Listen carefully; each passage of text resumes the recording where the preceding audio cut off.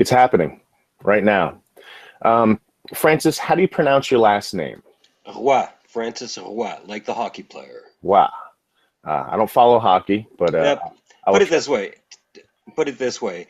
If you spell it, if you pronounce it RWA, you'll probably do really well. If you say Roy, I'll endure Oh, I see. I'll endure it. I, it. I kind of have the same kind of last name. Very few people pronounce it correctly. And Right. the mnemonic device that I give is it's pronounced like howdy with an M. So if you say howdy mowdy and it rhymes, you're pronouncing it correctly. Otherwise, I'll get Maute, Moot, uh, Mort.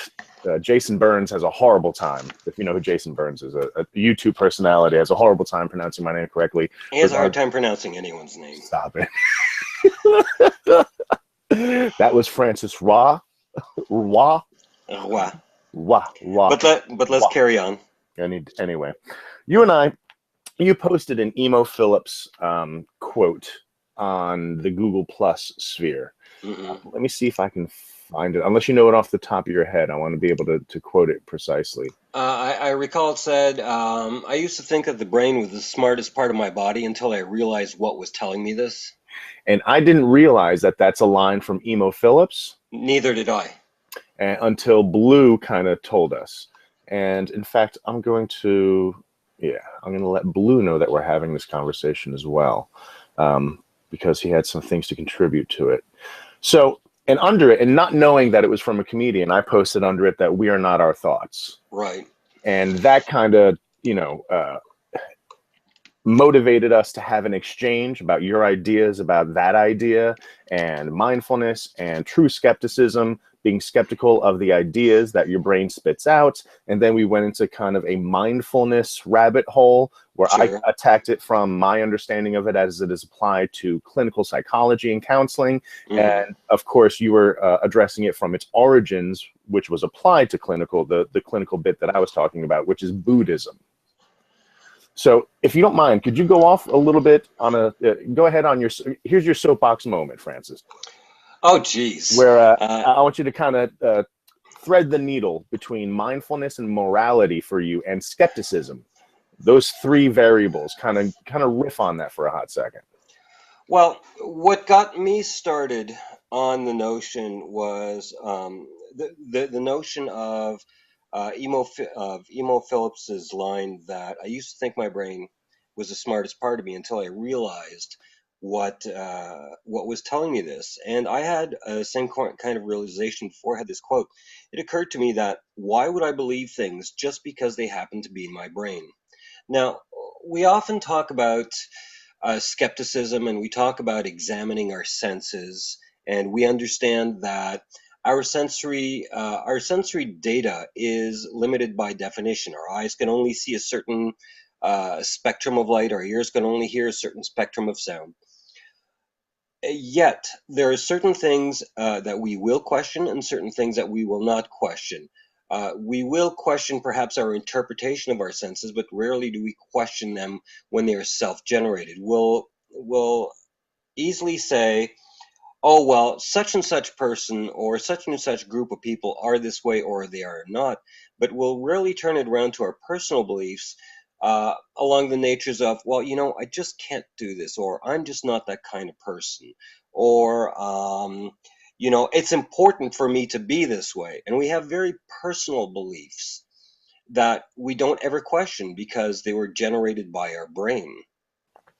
So, and I want to interrupt a little bit just Mm. to say that I like how the way that you're working this angle has to do with the negative thoughts that are automatically generated.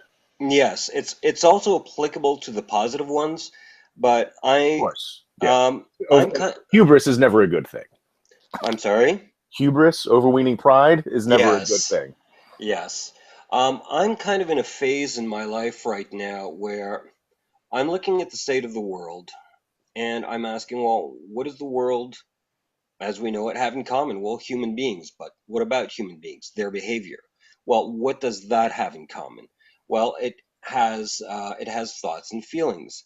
But what do these things have in common? They all generate behavior. So ultimately, what is the thing that generates behavior?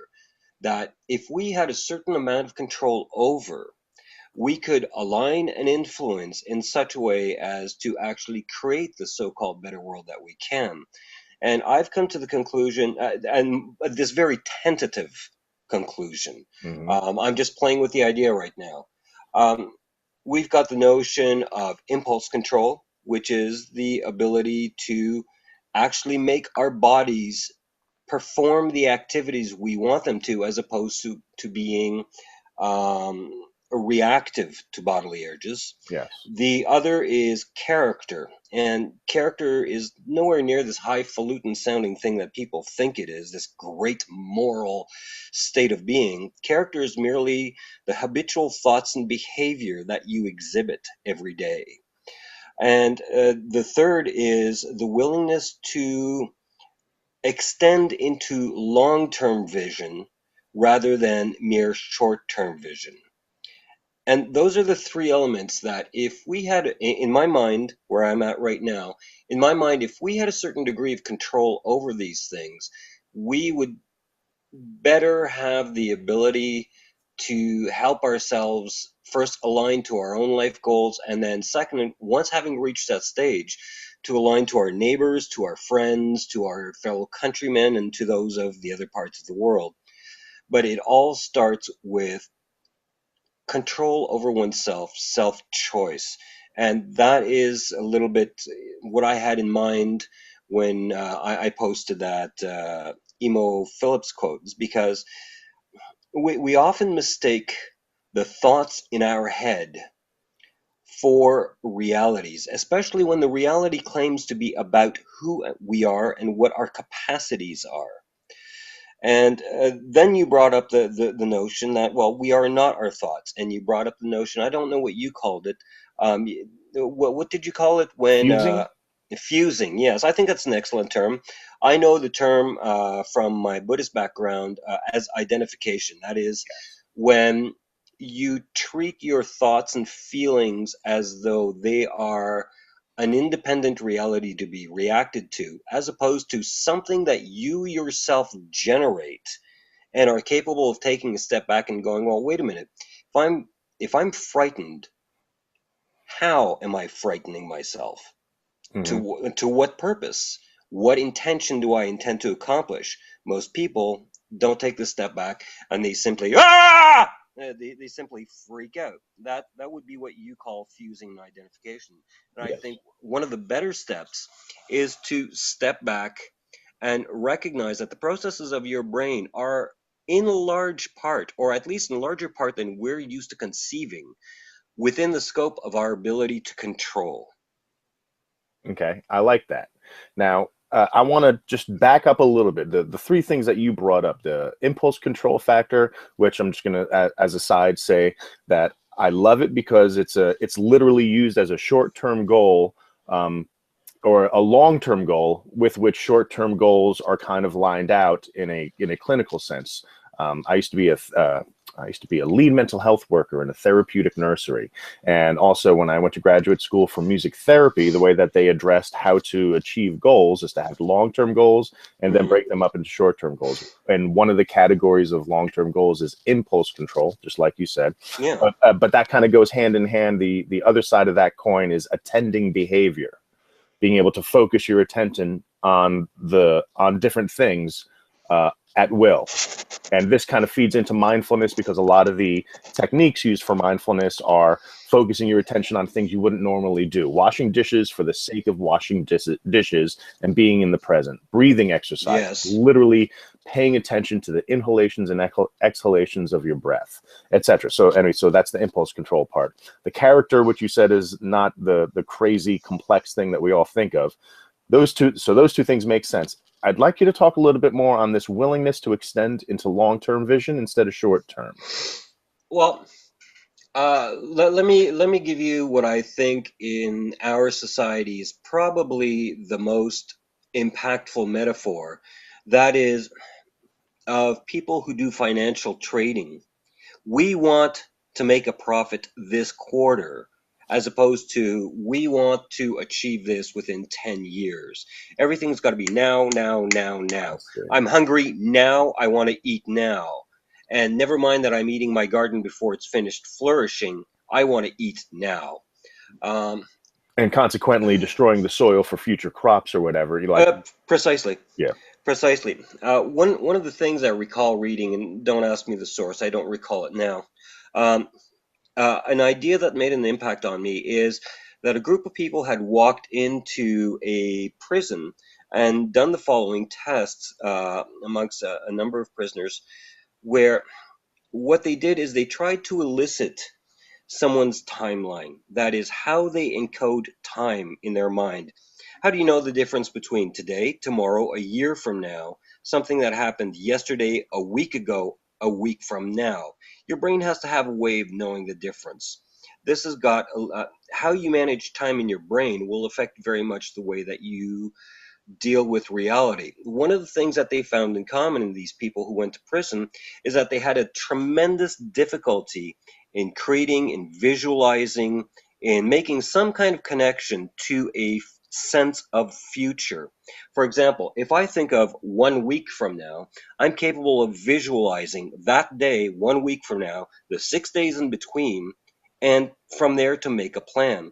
But what these people in prison were doing is that they were jumping up a giant image right in front of them and responding to that image, as opposed to being able to see a sequence of events that carry on through time. So the people who were committing impulsive crimes, such as burglaries, murders, assaults and batteries, rapes, what these people all had in common is they responded to an instant stimulus versus being able to look further on down the line.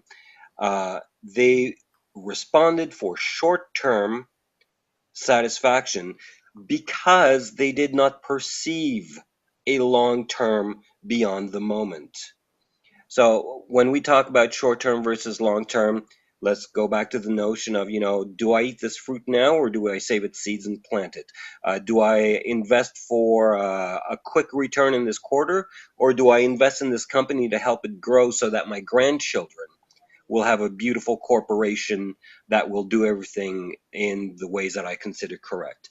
Um, I feel pissy with my friend or my partner. Do I just blurt something out right now, or do I think of the long-term consequence of my relationship, of my reputation?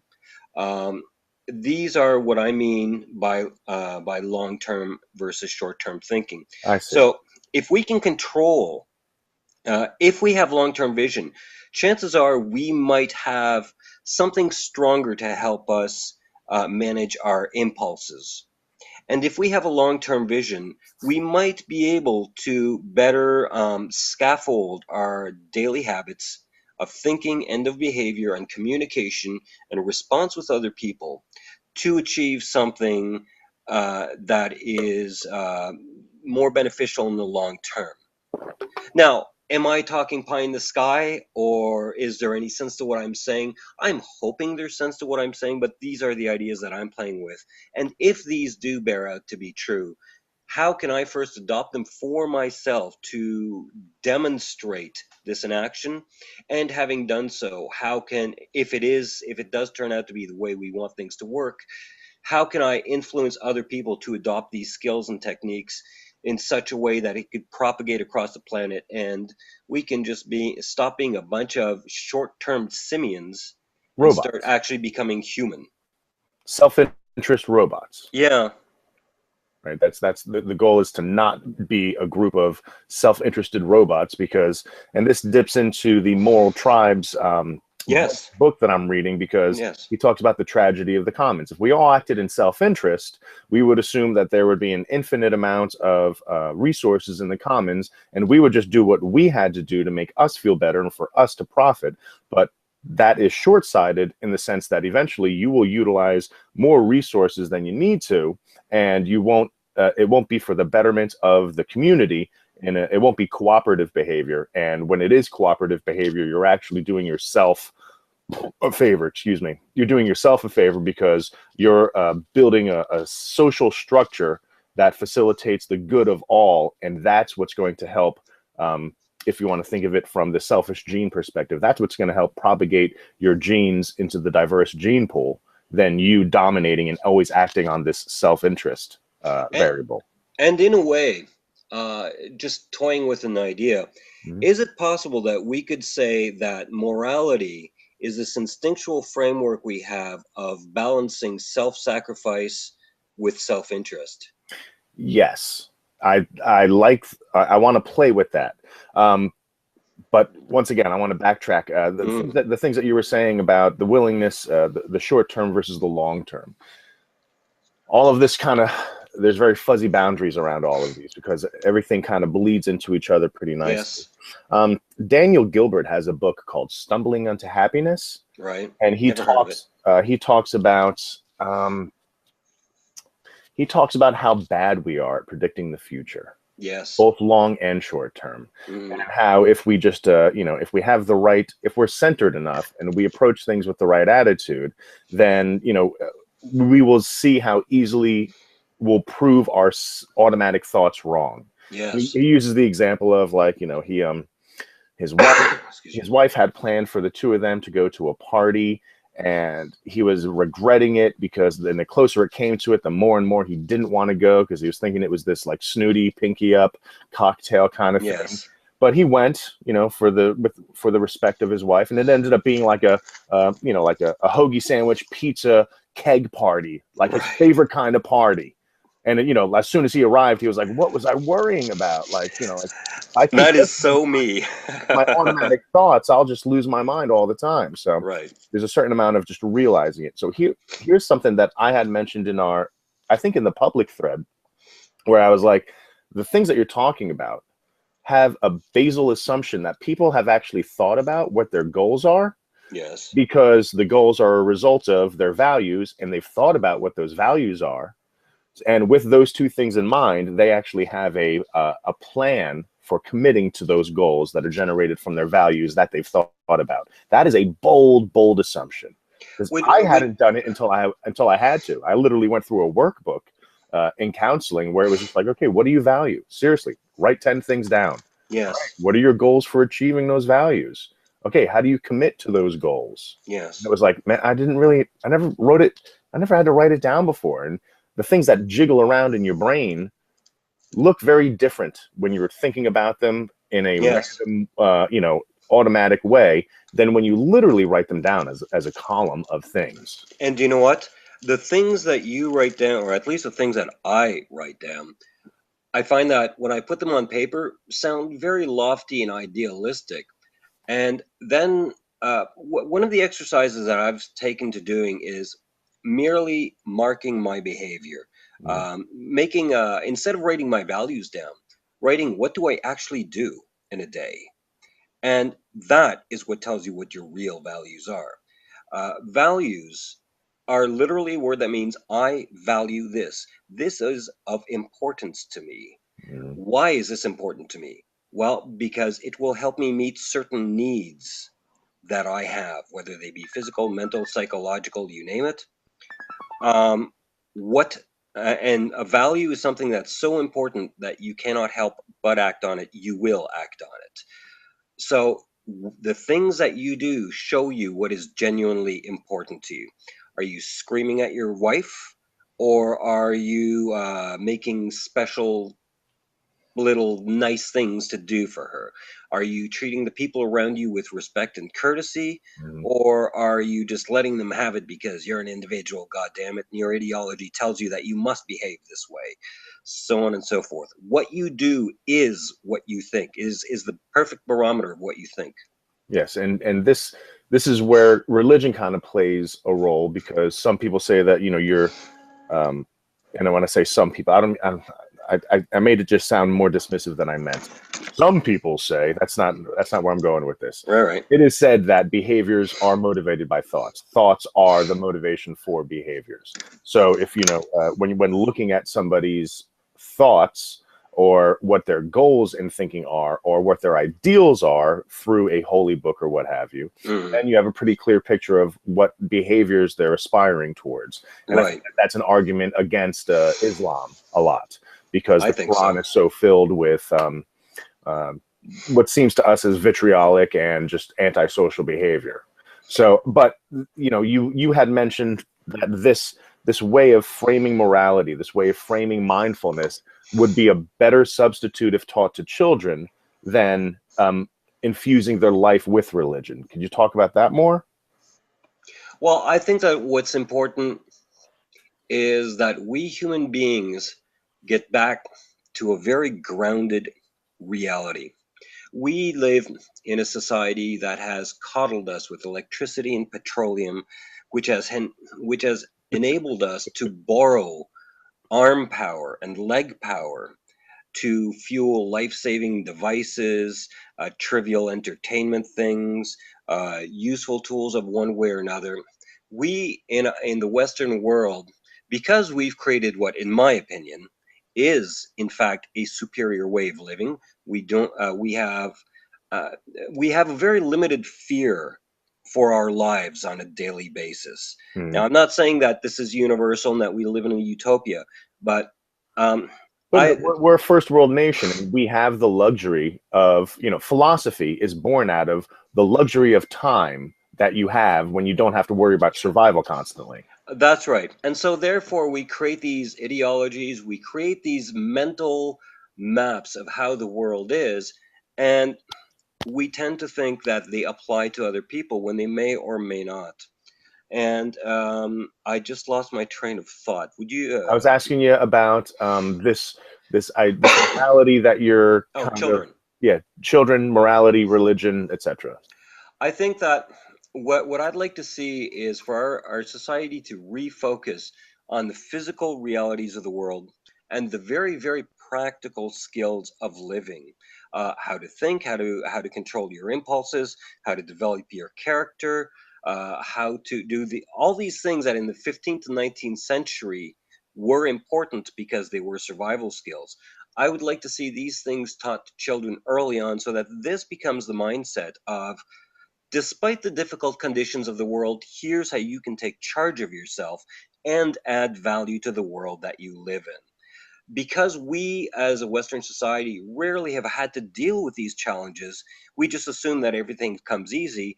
And when you get people from across the world beheading others for their ideas, we respond and go, well, these people are aberrant. Well, no, these are people who experience the difficult conditions that you and I can't conceive of, but they don't necessarily have the ideas that go, here's how you get along with people. They have ideas that go, you must dominate the other who would do this to you.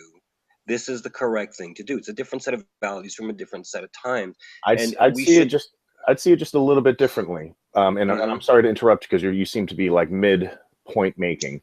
But I just kind of want to interject that, and this is very reflective of the book that I'm reading. I Right. think that there is parochial, and I'm using the language of Joshua Green right now, Yes. parochial morals, which is what keeps a Local. group together, right? Yeah, totally local. But Yes. what we don't have is the ability to navigate um, between group morality, right? They, from their perspective, they're being completely reasonable, and Yes. that moral system is helping the cohesion that is their society. From us, it looks ridiculous because we don't have those morals, and from our perspective, we're being completely reasonable. So, how do you take two groups, two cohorts of culture that have their own version of morality and find a way to bridge them together? And I don't. And the point of the book that I'm understanding so far is we are built for the parochial morality. Like Yes. evolution has guided us towards that. Our cooperative behavior is very in-group and tribalistic. In the Well, global society we live in now, going between tribes, we kind of have to drop that gut feeling of, and I'm not saying, please don't interpret what I'm saying as, well, in certain angles, chopping people's heads off is good. That's right. not Right. that's not where I'm going with this. Right. But that's a pretty extreme example. Of course, I think nobody should be chopping anybody's head off. Um, but Well, I think the overall point is how to. It's not so much. It's not the us versus them that we're not really good at. Or I'm sorry, it's not the me versus us. It's the us versus them. just to jump back for a moment, Yeah. in your please don't take me wrong, there is a difference between relativism and understanding the other side. Mm. Relativism excuses the other side. whereas understanding is descriptive rather than judgmental. Cool. I So like it. I understand what you're saying. Thank you. One element that you didn't mention necessarily is they have certain values, we have certain values. Values, if we accept that values are the things that we find important to meet needs, then we must understand where do these needs come from, and that is the environmental circumstance. Now, the environmental circumstances of the part of the world that is generating a lot of the Islamic values right now. Uh, let's just look at some really basic things. Big chunks of it are desert land. Big chunks of it, where do we Westerners live in? Woody waterfall land. So we have a lot of resources. They have fewer resources. Um, can I've long believed that so somebody, I don't know if I believe it, but I enjoy the saying. Somebody once said, "Geography is destiny." Yes. Now, I don't believe it in an absolute, but I do believe that geography has a tremendous amount of influence on how a society shapes up. And so it's easy to say it's akin to the multimillionaire telling the working class man what a jerk he is for being a brawler and a drunkard without ever having Well, had to face the have I cut out? yeah, just a little bit. So the last I heard was the multimillionaire telling the working man. It is akin to the multimillionaire chiding the working class man for being a brawler and a drunkard without realizing that being a brawler is how he survived and that being a drunkard is how he copes. Gotcha. Because and this is that ever-present notion of privilege, as some would claim it to be. Mhm. So I think that there's so many circumstances, but we have to look at how is it that some amongst those circumstances manage to do something different enough that within their land they become multimillionaires, they become successful, they become excellent at whatever they do in life, and that there are those in our society who do not.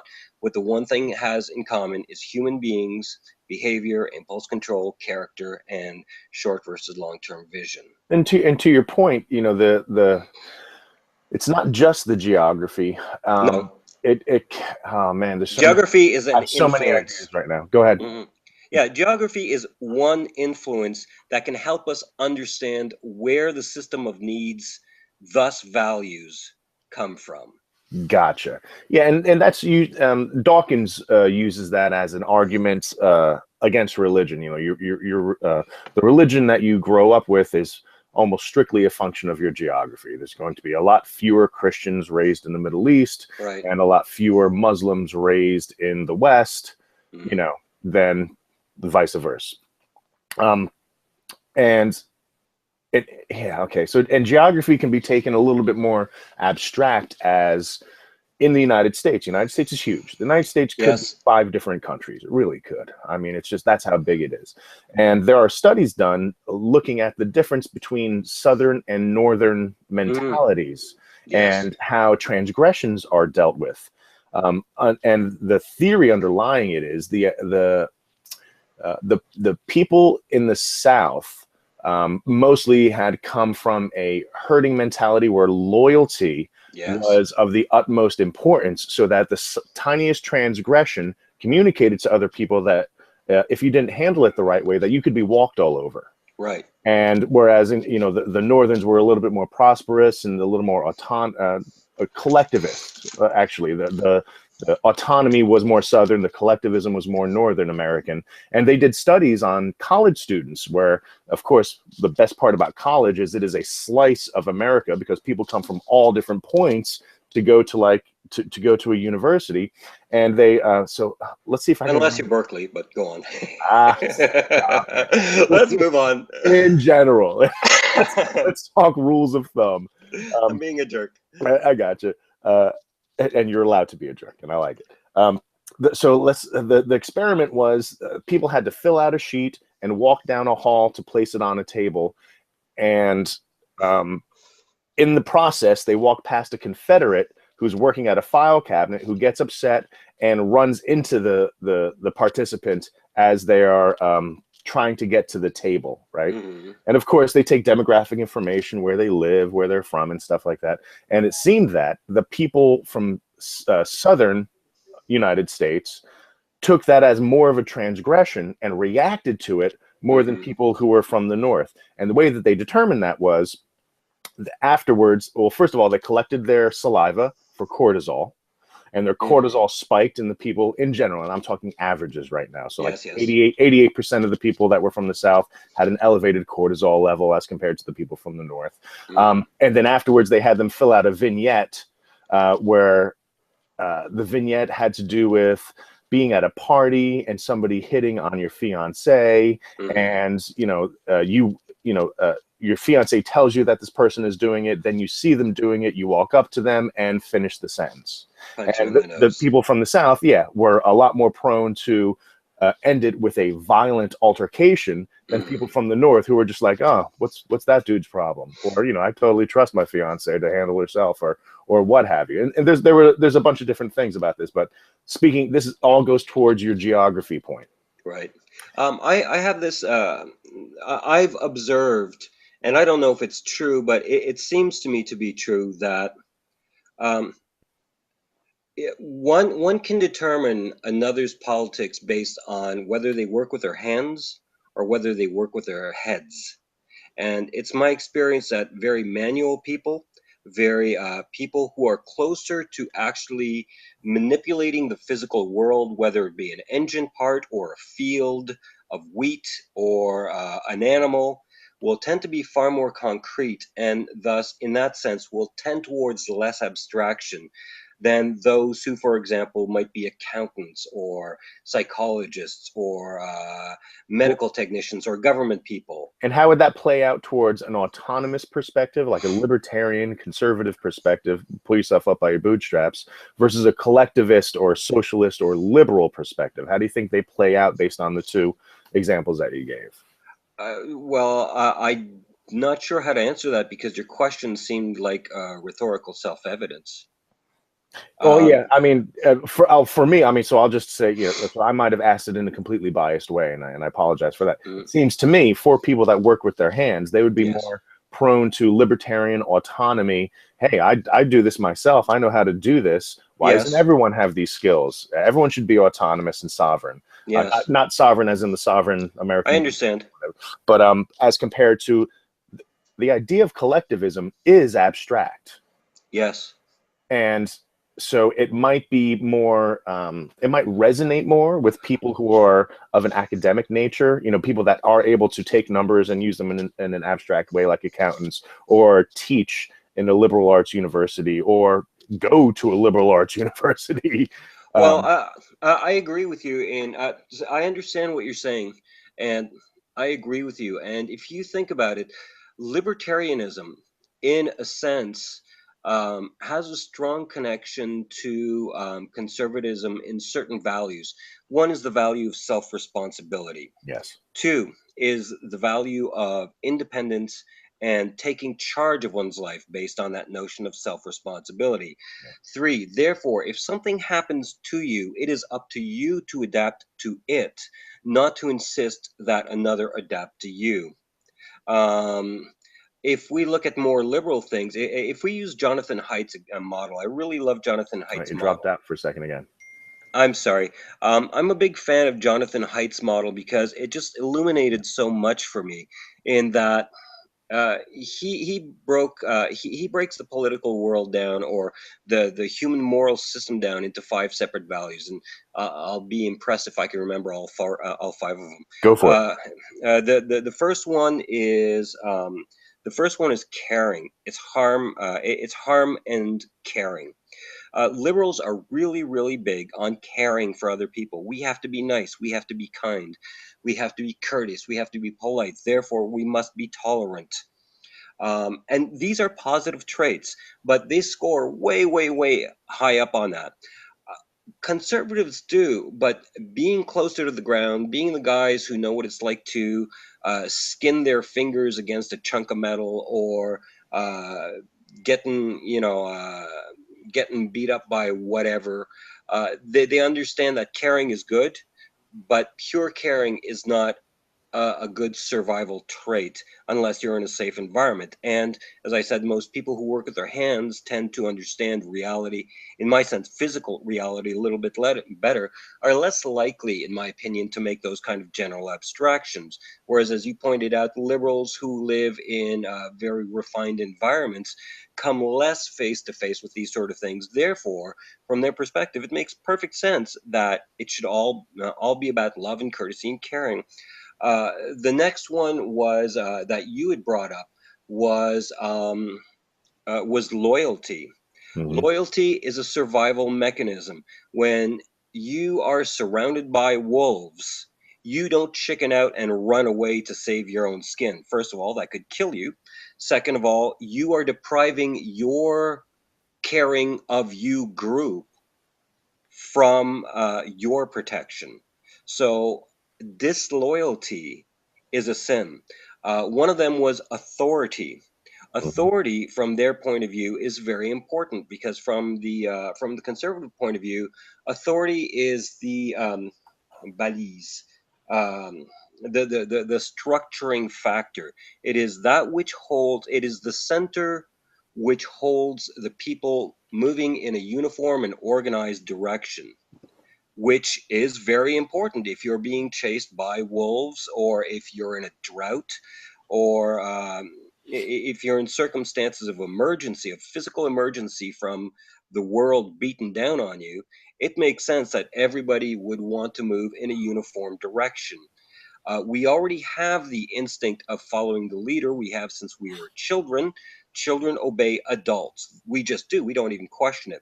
But when you get into the more liberal side of things, liberals go, well, wait a minute here. We as an aggregate have noticed that some people are mean and bad. Therefore, leaders are not automatically worth obeying.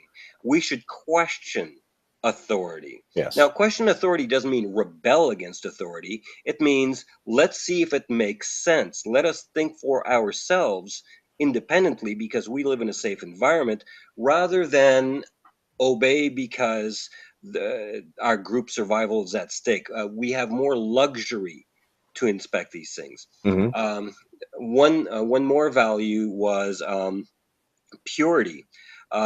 Now, liberals and conservatives tend to both work on purity, but they point it in different directions. The liberals with the obey authority, with the follow the chief mentality, with the being down to earth, so to speak. Uh, Purity is about the quality of your intent and the quality of your performance. Whereas it seems to me, in the world that I'm seeing around me, purity for liberals is about the purity of your intent, the purity of your behavior, of how you care. The central value being caring. Hmm. So, for example, that's why liberals will become vegans and vegetarians, and they want to drink their spring pure water, and they want their what is it? Cruelty-free meat and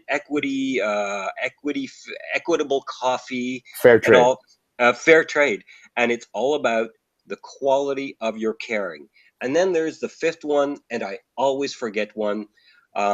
Can you remind me of it? Do you remember it? Sure, I actually have them up in front of me. There's Oh, there's six of them, according to the source that I'm looking at. okay, So the two that you haven't mentioned are liberty okay. and fairness.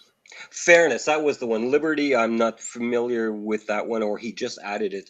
The other one is fairness. If you take it for granted as a conservative, one, that you are self responsible, two, that your life depends on you, three, that the life of your neighbor depends on you, then what is fair is quick and swift justice in order to be able to maintain a cohesive system that follows the chief so that everyone can survive and prosper. Um, However, fairness is far less. One of the things Jonathan Haidt points out is he says that fairness from a conservative point of view is karma. You get what you deserve. You either worked hard and you earned, or you slacked off and screw you, buddy, because you're the grasshopper.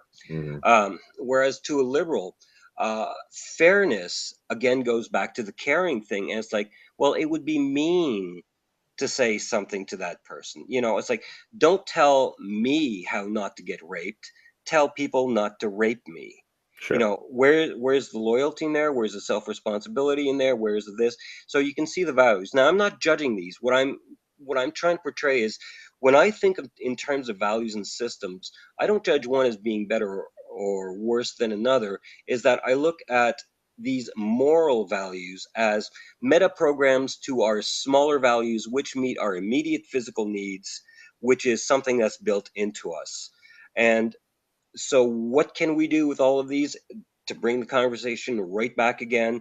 Sure. All of these elements will be based on your impulse control, will be based on your character, your habits of thought and action, and your ability to see long-term versus short-term. And also your geography, to bring it back to that point, And your geography. because if you're from a place where hard work, and let's face it, hard work, depending on how you define it, is valued by everybody, but you might geographically be in a place where, if you are whatever in agriculture, you might be in a part of the world where that flourishes just because of where you are. Yes. Try growing wheat in the desert, or in the north. You know what I mean? Or not wheat. I mean, well, no, exactly. I grew up on a farm, so I understand exactly what you're saying. Perfect, because and also the mentality that, well, you get what you work hard for might seem intuitive. What doesn't seem intuitive is the fact that you just might be on a very nutrient-rich soil base that doesn't exist for other people. So other people that are working as hard as you are not having as big of a crop. Yep. Having nothing to do with their effort. Absolutely. And, that's where critical thinking comes in. Yes. And I don't think it's by waving, I don't believe that wagging our fingers at each other, telling us how good we are and how bad the other is, or how they should change because we see things the right way. I don't know about that, Francis. So yeah, these are the basic skills that I would want to teach children from the beginning. Critical thinking is essential. Look, if you're going to control your impulses, well, for what purpose? That requires critical thinking. It means that you need to understand your values. It needs to, I think that I would like to see. Now, I'm not saying that I'm the man who can develop this plan, but it seems to me that if we start education of the human species from a granular level, whether it be done in institutional education or whether it be a byproduct of our culture, if we start off with very simple and solid and well thought out foundations without necessarily feeling a need to abstract onto these grand schemes of society, humanity, universality, if we teach every human animal the basics of how to live, how to get along with the people that you're with, and it all starts with how you control yourself, your thoughts, how you react to the world, I would like to think that that is a useful way to start looking at the world that could help a lot of the stuff that we're in right now. I couldn't agree with you more. So two things real quick. First, I'm going to start inviting some other people into the Hangout. So I'm going to post that link. It's not going to be public. I have specific people that I'm interested in contributing. And as you do that, I'll mute myself for just a moment. Very good. And while you mute yourself, I will make the point that this very much dips into you and I was fortunate enough to have you come in on a private hangout, which was like a post show that I had a couple weeks ago.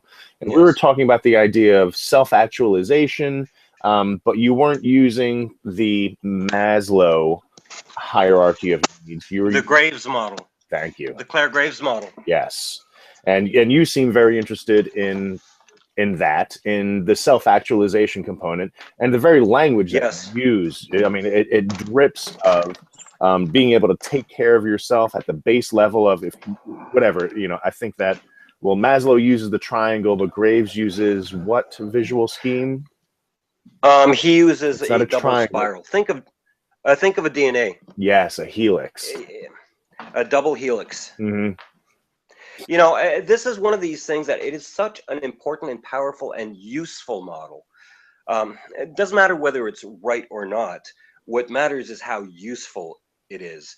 And it's an excellent, well, like Maslow's hierarchy of needs, it's a useful sorting mechanism for deciphering what people's values are, and therefore how you can best respond to them according to the needs of the moment. I keep wanting to do a YouTube series on these, and I figure that it would take me somewhere around 144 to 260 hours to do. So you can imagine that I'm sort of dragging my feet on it. I would understandably so. But I mean, just to do it justice, I mean, first of all, to explain it appropriately, and Yes. then the application would just be like that much more work. Just to give you an overview, I think I would have to sit down and prepare for a 4-hour seminar because um, because it is a theoretical framework. It's not complex. It's just very extremely information rich, and it's kind of hard to drink from the fire hose, you know? Mm-hmm. Yeah, exactly. Good point. You don't want your head blown off. Yeah. As as your analogy, phrase. But being able to take care of yourself so that your survival needs are taken care of, and then within that, or built upon that, is the more abstract luxuries of thinking about thinking. And once you can think about thinking, then having values that you are able to articulate if asked what they are, and the goals that manifest from those values, and how you commit to them, and how that motivates your behavior. And then, of course, what is your observable behavior? Here's a dynamic. I don't know if you know people like this, but I have friends that they don't necessarily behave in a way that garners them many friends. Right. Right. But I'm friends with them, which maybe says something about You're me. saying your friends are jerks. I have some friends that are jerks. Okay. I have some friends that are jerks, and they, in their mind, at a certain point in time, have determined that they're going to change. They're going to change. And it's years have gone by, and they say things like, I don't understand why people don't notice the new me.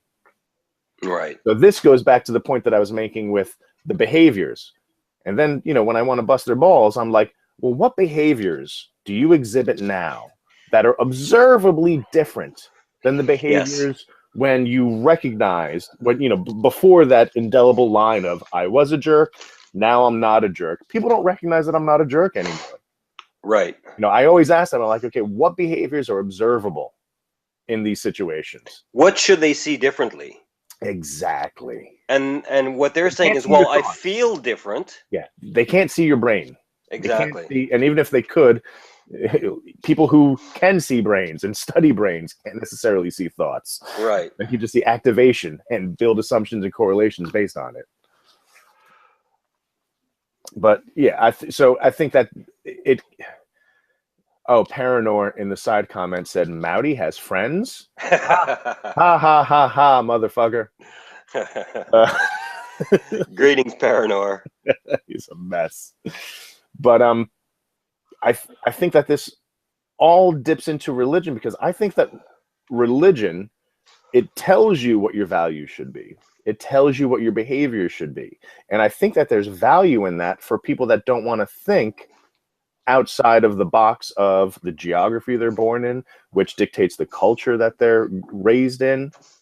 Go ahead. I think I think you're right. I think that's interesting, and I want to bring up a point that a Google friend of mine made. A guy by the name Paul Kiesauer said, "Look, we live in a society where we have to make 1,000,000,001 choices. You go to Facebook, you have the choice of 50 friggin' genders to choose from. You go to Starbucks, and you can't even just get a cup of coffee. It has to be a grand latte mocha double twist slip nick with a side of demi latte whatever. Extra whip. Like, yeah, whatever. It's like, guess who doesn't go to Starbucks, right? Well, I live in the country. That's my excuse. So in a sense, he's saying, look, part of what we're dealing with is, in our modern society, And the marketing machine that we use as a survival mechanism, that is to extract resources from to extract small amounts of resources from many, many laborers. This is our model for survival. We don't take money from the land. We take money from the people who took money from the people who make the land, so to speak. With so many choices, wouldn't it make sense that someone would find it refreshing to have a simple structure that they can You just dipped out on. obey? So real quick, wouldn't it make sense? Wouldn't it make sense that some people would want a simplified, solid structure that they can simply follow, feel good, and know they're right? Well, exactly. This is the argument that I use against religious morality being morality, because from a developmental perspective, children do Yeah. what maximizes reward and minimizes punishment. Yes. In Kohlberg's, at least, or you can even go into Gilligan's, Carol Gilligan, her female version of what, building upon what Kohlberg did on moral development. That's 7 to 10-year-olds have that. Oh, Yes. I'll do what I'm told to reap rewards and avoid punishment. It takes a much longer and sophisticated and abstract understanding of social interactions to have an internal moral compass that determines what you're going to do, when, and why. That's right. By the way, I'd like to interject just a quick question before we move on. Carol Gilligan, is she the wife of Stephen Gilligan? I don't know. Maybe? I'll look that up real quick. While I'm looking that up, Joe, I don't know if you've met Francis before. Francis. Hello, Joe. How are you? Hey, Francis. Nice to meet you. Joe's a good buddy of mine. We both live in Jersey, and please don't make fun of us. They have television in Jersey? Shut up. Or internet? Right away with the Jersey joke. I actually know so little about Jersey, I just knew that a joke had to be made of it. Of course. So have you been listening at all, Joe? No, unfortunately, I was a little tied up with some things. I just broke loose just now. Cool. Well, we're talking about the idea of morality and mindfulness and critical thinking as applied to the ideas that our brain generates, negative and positive, and how that is a part of critical thinking and skepticism and should potentially be taught to children, maybe as a substitute to religion. And we were just kind of riffing on all of the ideas that we could possibly come up with. By the way, will you be able to save this recording? Oh, it's being archived right now, yes. Oh, excellent. James Gilligan is her husband. Oh, okay.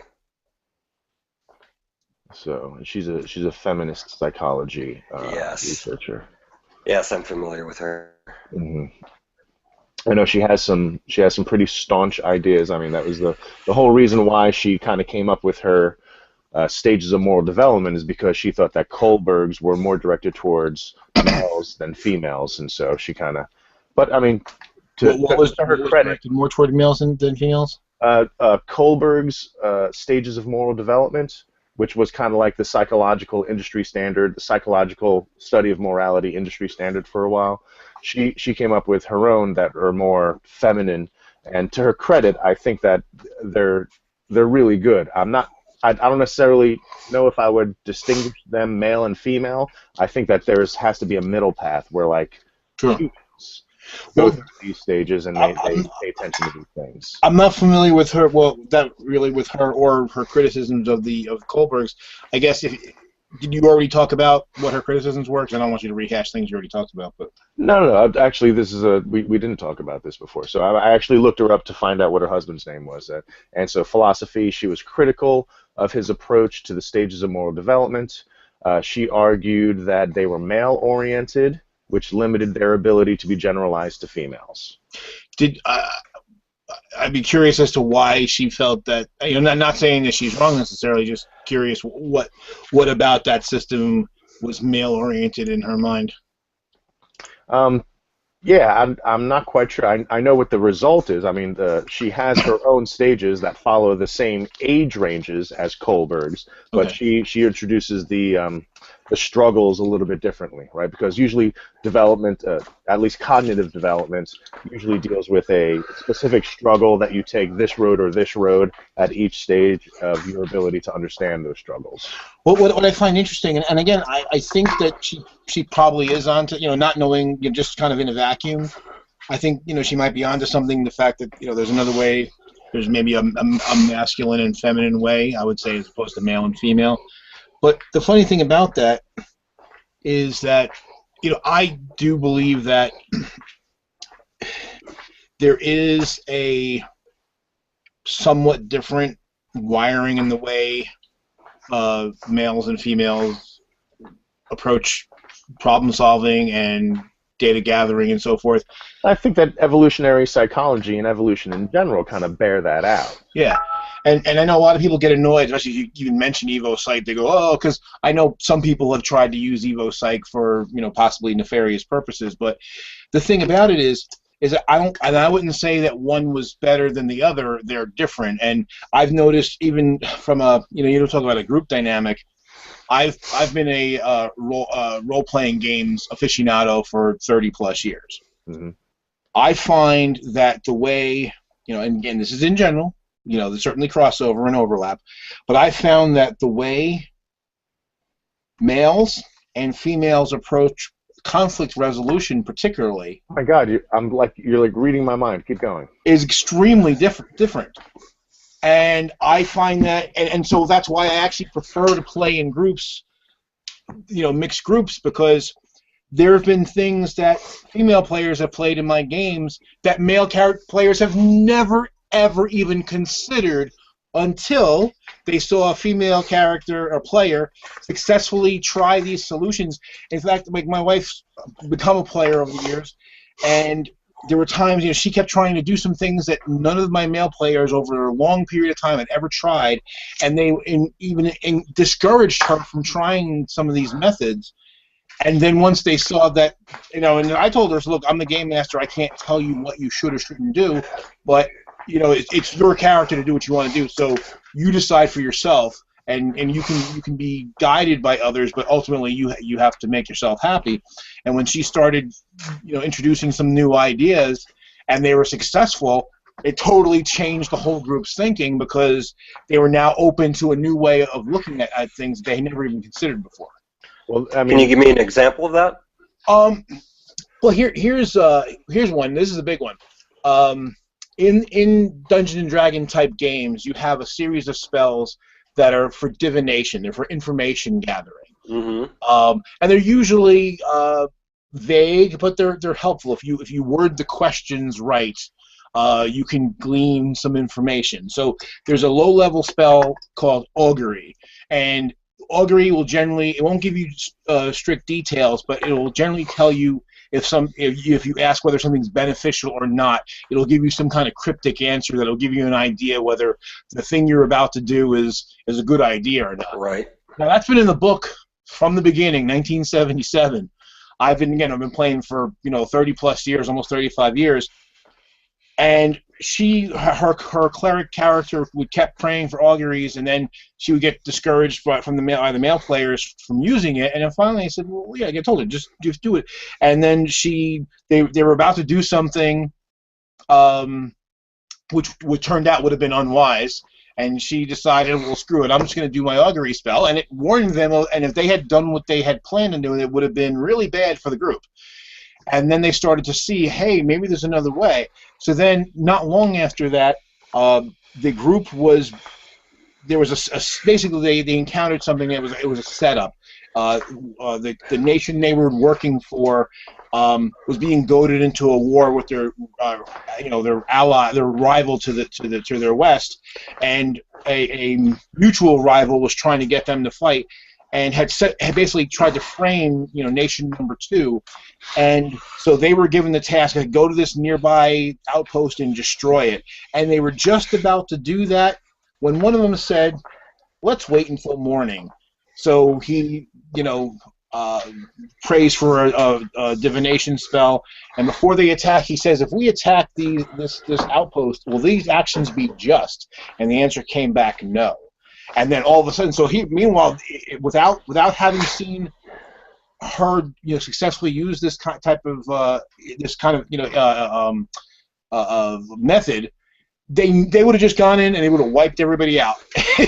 and that's every male character I've ever played with would have done. Right. But her thinking, oh well, maybe there's more to things, and since then now they never go anywhere without one.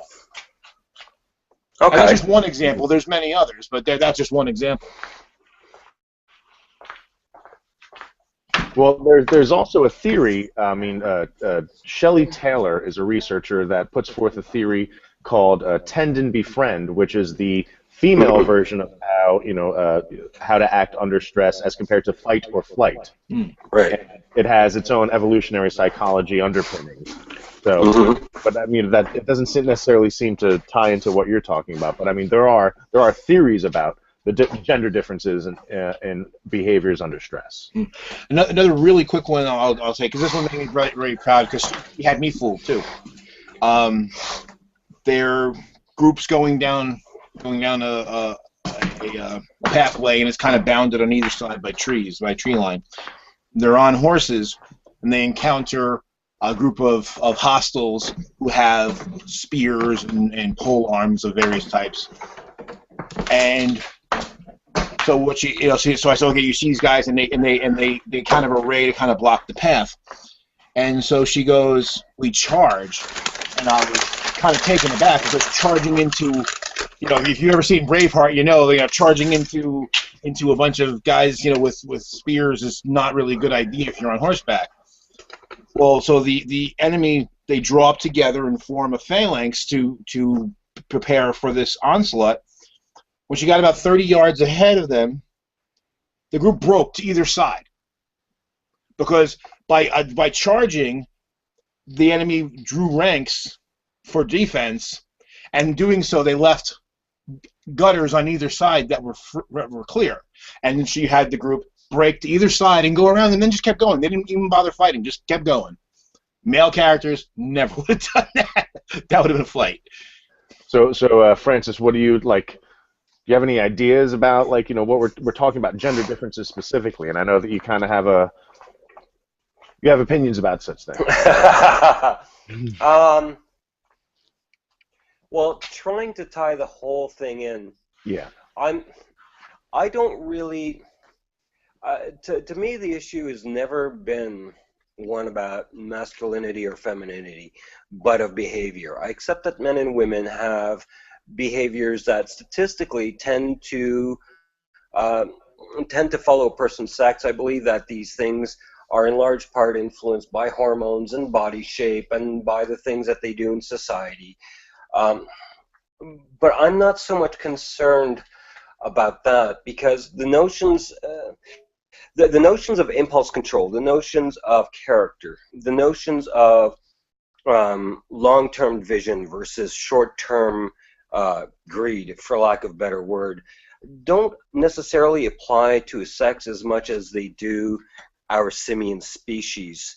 And so when I try to figure out how can we make a better world, I recognize, I'm an outspoken I'm outspoken against feminism, social justice warrior stuff, not because it deals with a particular sex or because it deals with tradition, but because these specific forms of politics do not advocate for impulse control, because they specifically they specifically put responsibility on another person for your own choices. They excuse behaviors and traits and responses as being character foibles, as opposed to actually looking at individuals' characters.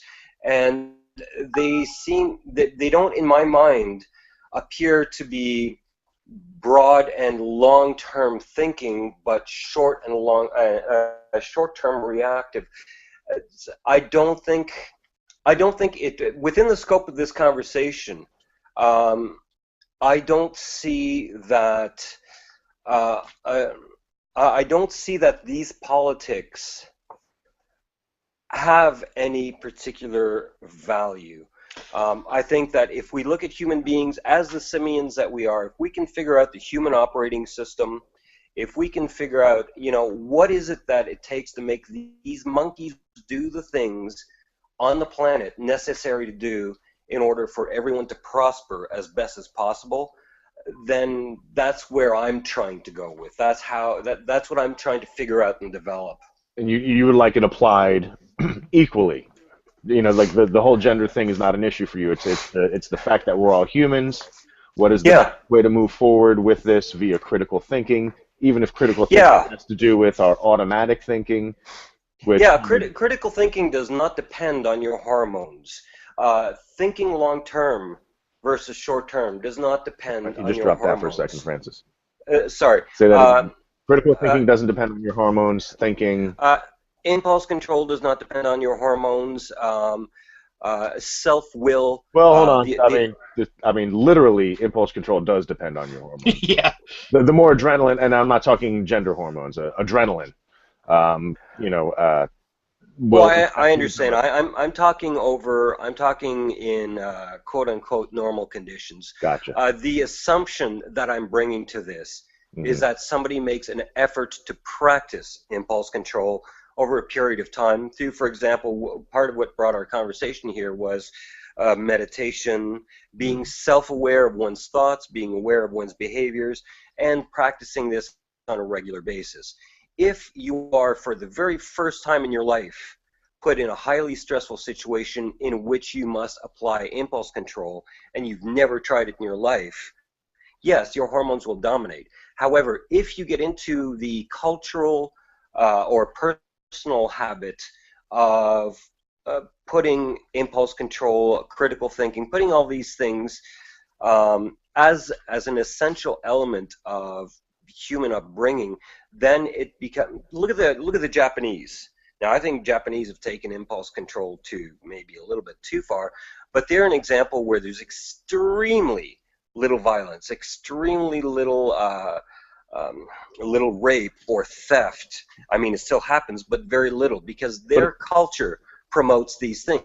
But it's not just the impulse control component. They're very collectivist. They are so collectivist that I think experiments. Oh man, I just read this where there are experiments where their desire to stick to honor. Yes. Oh, hold on a second. Okay, so no, it's not honor. It has to do with harmony. That's right.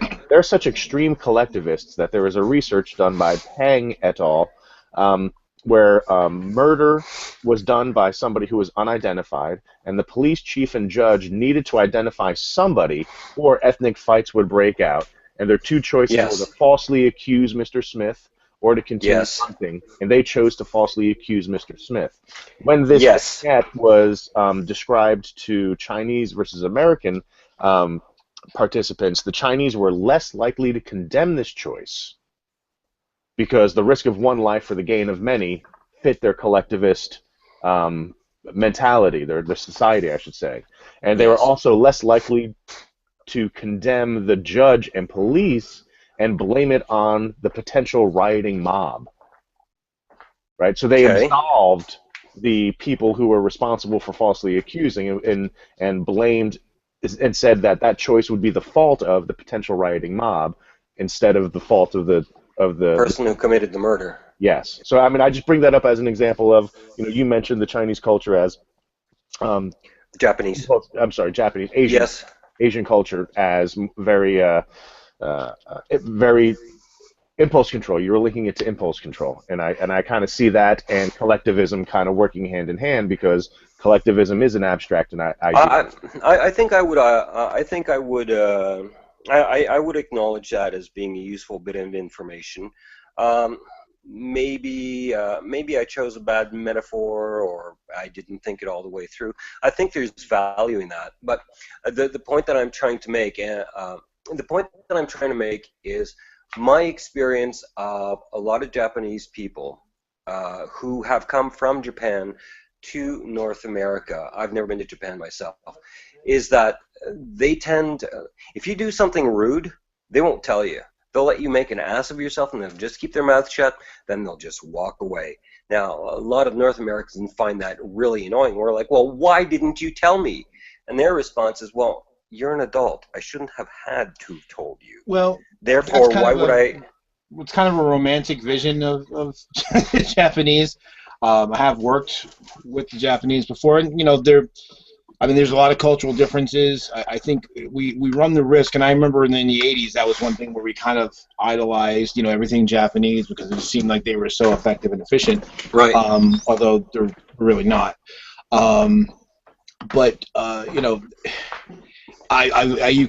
There's definitely advantages to what they do in certain contexts, and there's disadvantages to what they do in other contexts. So I think we need to be careful about getting too, their way. Okay. But let's get to Francis's point, which is, Yeah, well, the point was merely one where I was pointing out that at least the Japanese people that I knew demonstrated a tremendous amount of impulse control, and around them, they didn't pick a lot of fights. They didn't get into a lot of fights. They didn't get into a lot of trouble. So maybe the overall metaphor was a bad one. But what I'm trying to bring up is, and I'm starting to lose my train of thought here. Essentially, I don't believe that these simple human actions of choosing to control oneself moment by moment through will of picking our conduct as skillfully as we can, of applying it, and of using critical thinking that goes beyond this moment. I don't think these things are necessarily influenced by one's body type. I think that's true. Although I would say, impulse control alone is not necessarily a path to ethical or moral behavior. No. Not but it's alone. One factor. I do think that it's an important factor, though. Yeah, it's a piece, not the piece. Because we're prone. I think that we're prone to act in ways that are like ways of self-interest, and I think that impulse control is what prevents us from always doing it. A lack of impulse control. I'm sorry. Yes. And yeah, what I think is that a lot of problems could be resolved if we stopped and thought about it. It boils down to stop and think about what you're doing, how it's going to affect the world around you, and what's going to happen, a year from now after you've done this thing. I believe that these traits that I'd originally brought up. Because I know you missed the first part of the conversation. I'll just give you a brief summary, and maybe that'll be good. Maybe you can give us an idea of your response to it. I started. Christopher and I were just having a conversation, and essentially it ended up boiling to what I'm currently thinking these days. And I don't know if it's the real thing, if it's the true thing. It's a direction that I'm trying to go in to find a way to, on a very practical level, create a better world. The world that we have is created by human beings, more specifically by the behaviors that human beings engage in, whether we pollute rivers or whether we build social infrastructure. All of these things are based upon the actions of individual behaviors. It seems to me the one thing that all of us simian kind have in common are our essential instincts. Some of them are moral, some of them are survival. There's a variety. And I was wondering, well, what are the traits that we all share in common, the most granular small features that if we could improve these, if we could eliminate mistakes based on the lack of these things, would if we could make these cultural, within educational institutions, train these into people, what would benefit us the most? I currently am in the process of believing that it is 3 elements. There may be more, but these are the 3 that I'm at right now. The first one is impulse control, the ability to keep your mouth shut, the ability to not lash out, the ability to not steal. The second one is character. Character being defined as merely the habitual thought and behavior response of an individual over the long term across all situations, from easy to highly stressful. Our character is what we normally do. It's the groove that our being follows psychologically. And the third is the ability to think beyond the short term and into the long term. Short term examples, short term behavior, for example, would be beating someone over the head with a stick and stealing their sandwich, versus never getting into the position where you're that hungry to begin with and you have so many skills. Or on an institutional level, you might look at investors who go, we need to make so much profit this quarter, and damned be the other 3 quarters that come after it. So I figure if we human beings can build into our all of our cultures these 3 things, it would eliminate a lot of the mistakes that are natural to the simian creature that makes us do stupid things like pollute rivers, engage in wars, desire wealth for the sake of wealth and prestige and status, so on and so forth. And that's where the impulse control plays into the discussion that Francis and I were having. So it's one of 3 components that he's noodling right now. He's kind of juggling these around. I guess I would say just in a very broad sense. Yeah. I think that's a decent foundation. It's a good starting point.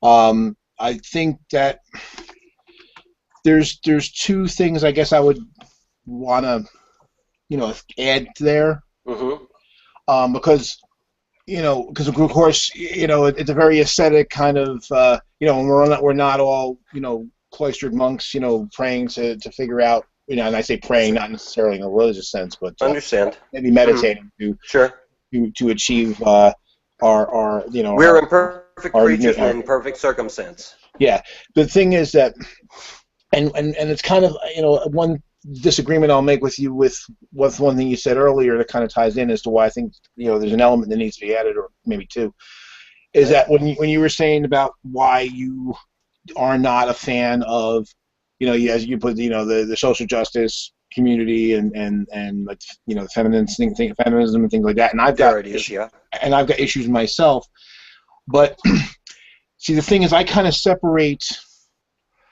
the group of people on the internet that play at those things who and I think I blame a lot of that behavior that I'm sure that you probably find objectionable to the internet, and I find that outside of those spheres as well, the exact same behavior. And so maybe that's part of the impulse control you're talking about. But when you said about how you don't cotton with the idea that one person is responsible for another person's choices, it kind of, the implication is that everybody's lot in life is totally manufactured by their own choices, and that's not accurate.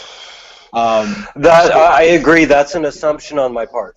Yeah, and so I think part of what holds us back, and it's not the only thing that holds us back, but part of what holds us back, in addition to the things you mentioned, is we're all not in a vacuum. We have these biases, and we also have problems with humans, cognitive dissonance. So you could attempt to just say you're trying to follow your 3 points, and I don't think they're bad points, but we have biases, we have cognitive dissonance. We are also our education, our information may be limited, so how we perceive those things is shaded by these others. So we could end up striving toward those and still end up with quote unquote the wrong answer. I don't think there's an absolute right or wrong answer, but I think you know what I'm getting at.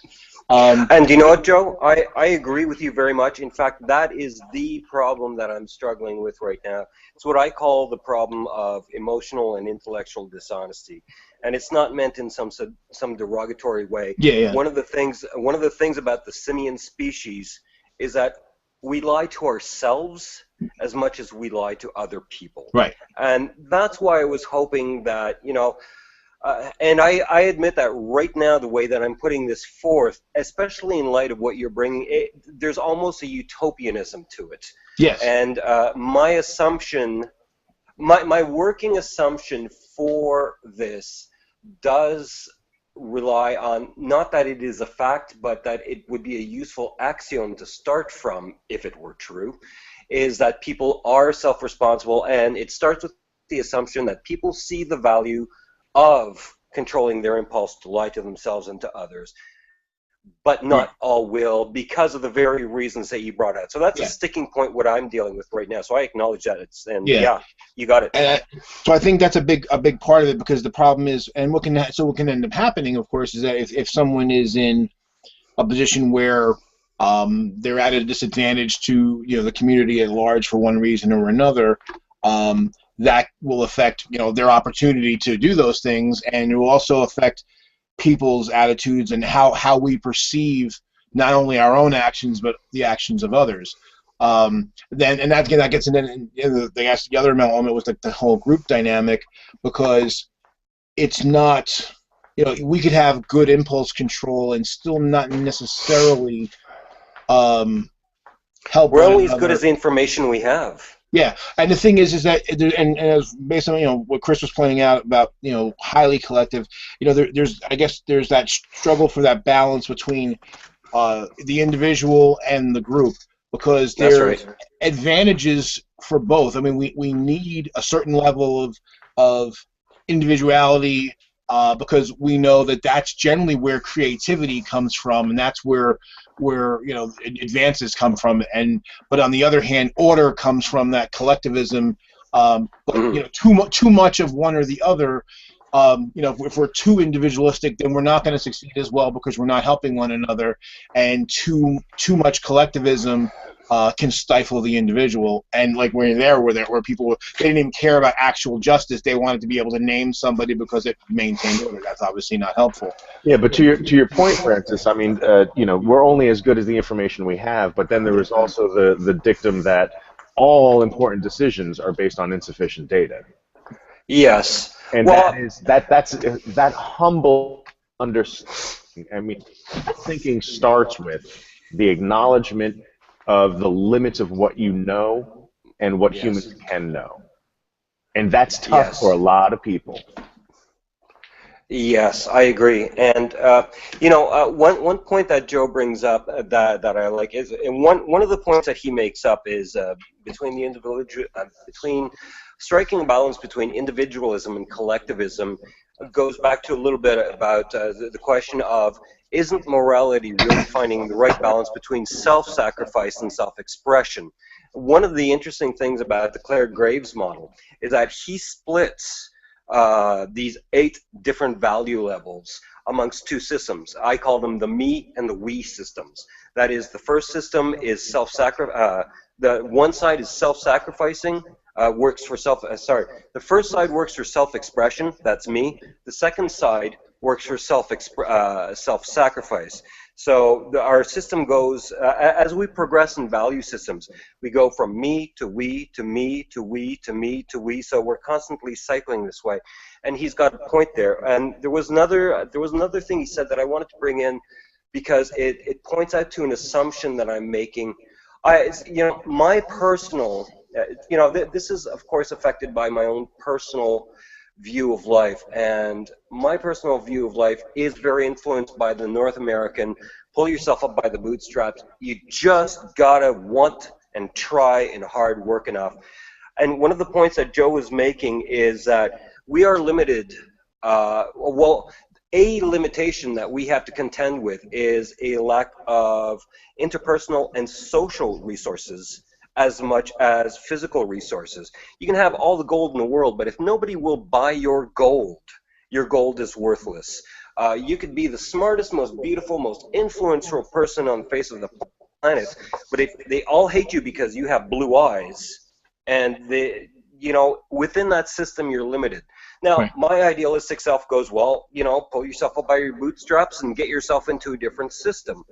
There are real world constraints, as Joe points out, and this is one of these 2 little factors that I myself have been struggling with.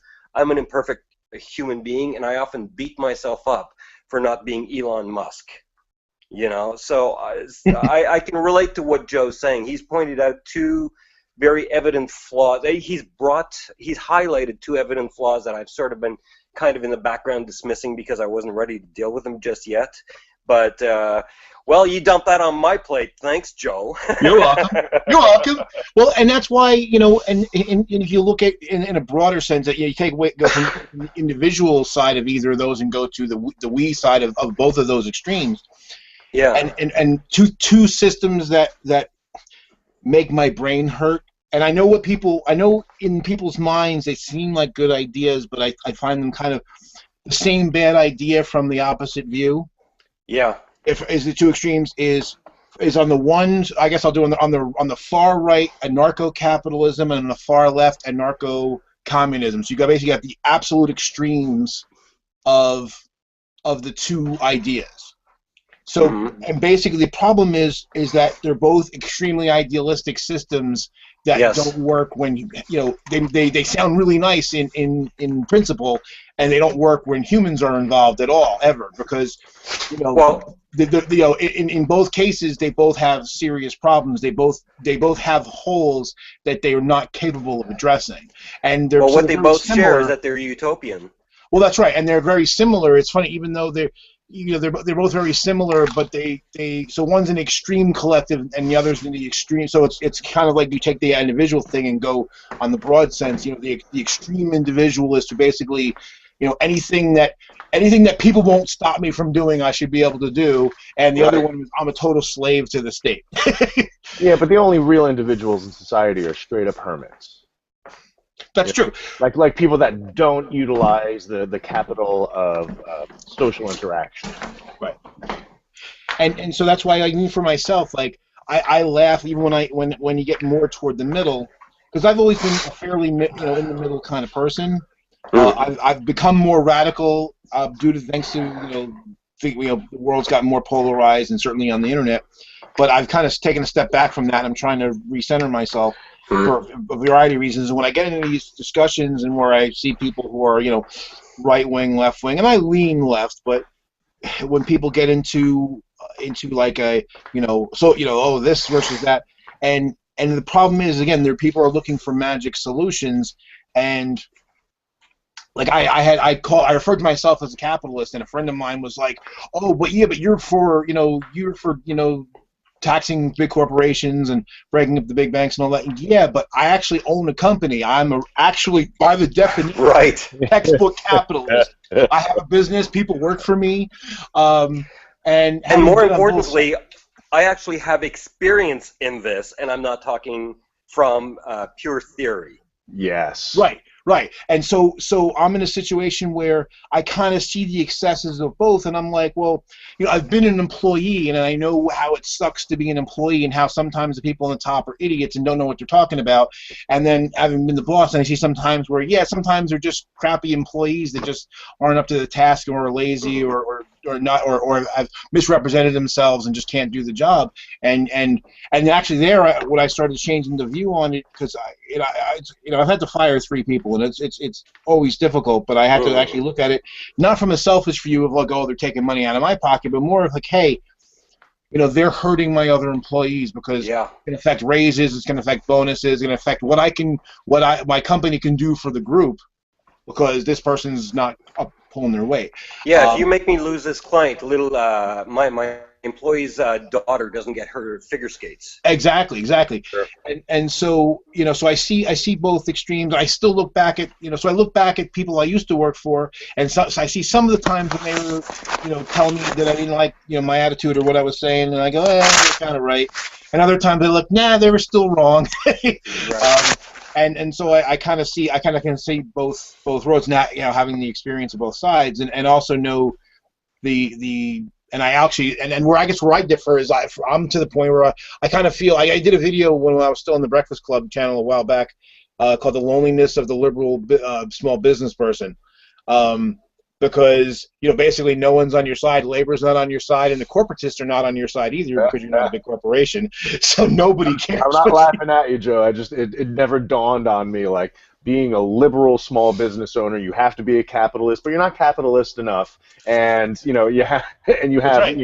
Interests of collectivism, but you're not collectivist enough. Exactly. Because I had somebody tell me, like, all capitalist ventures are theft. I'm like, well, no. and we don't need these. It's like, well, if it was so easy, why? I mean, anybody can start a company. Why doesn't everybody starting up these these employee owned things? I mean, some people have the stones to do it, and some don't. And because it takes a lot. There's a lot of risk involved. There's a lot of sleepless nights. What are you saying, Joe? I ain't got stones.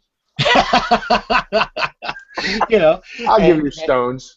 But on the flip side, but I always think, I don't know if you guys are Babylon 5 fans. I'll ask if they're. I am. I'm a huge Babylon 5 fan. When with Malari, I think your principles are most inconvenient. Yes. But yeah, I mean that's the thing. But I still do everything that I thought when I was the employee, I still want to do for my employees now, because I know what it's like when you feel like you're being ripped off by the company. Well, I actually want to take something that you said, Joe, and then kind of change channels. This still has to do with the 3 points that Francis brought up about morality. Although the more I'm thinking about it, because I wrote them down, Francis, I think that your first and third collapse into each other. Impulse control is an inability to see short-term gains. The two are tied together. The two are tied together, but they are separate items in my mind. I think that you're absolutely right. Go ahead. Yeah, you're absolutely right that they touch on each other. One could also say that character is how much you control your impulses and how much you. But I needed to find encompassing ideas that people go, yeah, I get what you're talking about, and here's what we can do about it. But you're right. You're right. Yeah. So where I wanted to change channels was something that you said, Joe, about the internet and impulse control, right? And Francis, the reason why I kind of wanted to collapse your first and third point was to address this idea of the culture on the internet. Yeah. We are essentially motivated and incentivized to not control our impulses. No, yeah. We are given a format and platform to anonymously go to other people's tools to anonymously go to other people's videos, pages, threads, blogs, and just spit vitriol, knee-jerk vitriol.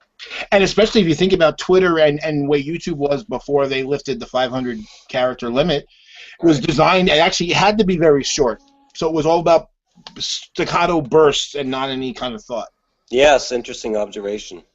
But I mean, I think that that's interesting because the reason why I think it's interesting, I should say, is when it comes to ideas that affect culture outside of straight-up morality, like social justice, like feminism, like men's rights, we're getting a very weird optic by looking at the voices that are online, because I've said it before and I'll say it again, the people that go online to express their opinion are people who have opinions that they want heard.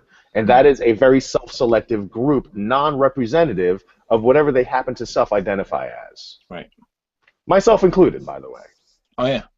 I actually tried to address that. If you're interested, go find my my Google Plus profile and kind of scroll back a few, and you'll see a little bit of interface. One of the things that I suggested, and lightheartedly, but with certain seriousness, is that part of this whole impulse control thing is simple. Is you make good things easy and difficult and bad things, in quotes, more difficult. What if we had a manners spell checker? Now, nothing could be simpler than checking one's manners as an impulse control exercise. So, what if Google and YouTube and Twitter and all these things had a little manners spell checker? Wouldn't do anything. It would just annoy you the way that little grammar checkers do with the little wavy blue lines. Sure. That you just want to make them go away because they're annoying. Yeah. What if every time you typed in, fuck you asshole, it popped up a little balloon that said, do you really want to attach this to your reputation? Oh, or if you used, if you said something you like... really want to put this cancer on your soul. Yeah, exactly. So, would that be an interesting experiment to try for a period of time and to see if it actually made a difference in how people interacted with each other? You don't get to change it. If you like a spell checker, you get to right-click on it and see some better options. Instead of "you are wrong," Did you mean I disagree? Yeah. Oh man. What I love about this is, I mean, this is currently being tested. Not exactly what you're saying, but the idea that certain behaviors should be incentivized. Yes. And it's a Susskind and Richard Thaler nudge. Their book Nudge, um, Ah, which is behavioral economics, making it so that the society is better based on how we understand how predictably irrational we are. We have a complacency problem as humans. I'm just going to give one example. We don't donate enough organs, right? We don't always check off the box to, to be organ donors. Well, in societies where you need to check a box to not to opt out of organ donation, there's a lot more organs donated because people are just right. complacent and lazy and not looking at all the check, like Right. simple structural things like that The incentivize. tyranny of the default. Yes. Yes. But Well, and that's just actually, one example. Go I'm ahead. glad we were talking about impulse control on the internet too, because actually, I was thinking about, because I've actually applied part of your principle to my own life, Francis. How's that? Well, and Chris can tell you. I mean, I was very active on YouTube, or at least in the I used to make videos, and I used to get involved in a lot of discussions. And about, I don't know, 6-8 months ago, I stopped. I deleted my Twitter account. I didn't close my YouTube account, but I privated all the videos. And I cut way back on Facebook, and I just really just backed off from everything. The reason why is because the internet, the YouTube and the online community had become, for me, just toxic. Mm. And I know for myself that it was messing with my impulse control. And I was reaching a point where I was just so in a constant state of agitation that I was getting pissed off at people who didn't really deserve it. Right. And part of it was that when you get in that cauldron and what really started doing was when I was getting in some of these arguments where people you would refer to as social justice warriors who I would agree with 95% of the time, and yet that 5% was a source of massive arguments, usually initiated by them, and then I would buy into it, and I would just get into it, and it would be this massive thing. And I just realized, hit me one day, I'm like, you know what, we're all pissing in the wind here on the web. I mean, like Chris said, we're all here because we want people to hear what we have to say, and that's a certain amount of self-indulgence, myself included. But what are we actually doing? It's nice to it's one thing here, we're actually sharing some ideas, we're having a discussion. Mm-hmm. But when we're just yelling and we're lacking that impulse control and just, fuck you, blah, blah, blah, we accomplish not a goddamn thing. Well, I agree with, I understand where you're coming from, and I would like to diverge slightly in that here's one of the things that for me worked. I do two things. One is whenever I go to hit the button, or whenever I go to start typing something, I ask myself, what state am I in?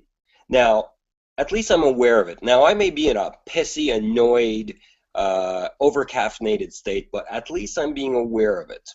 And typically there's no such thing as over-caffeinated. Don't blame the coffee. Never blame the coffee. I am oppressed by coffee.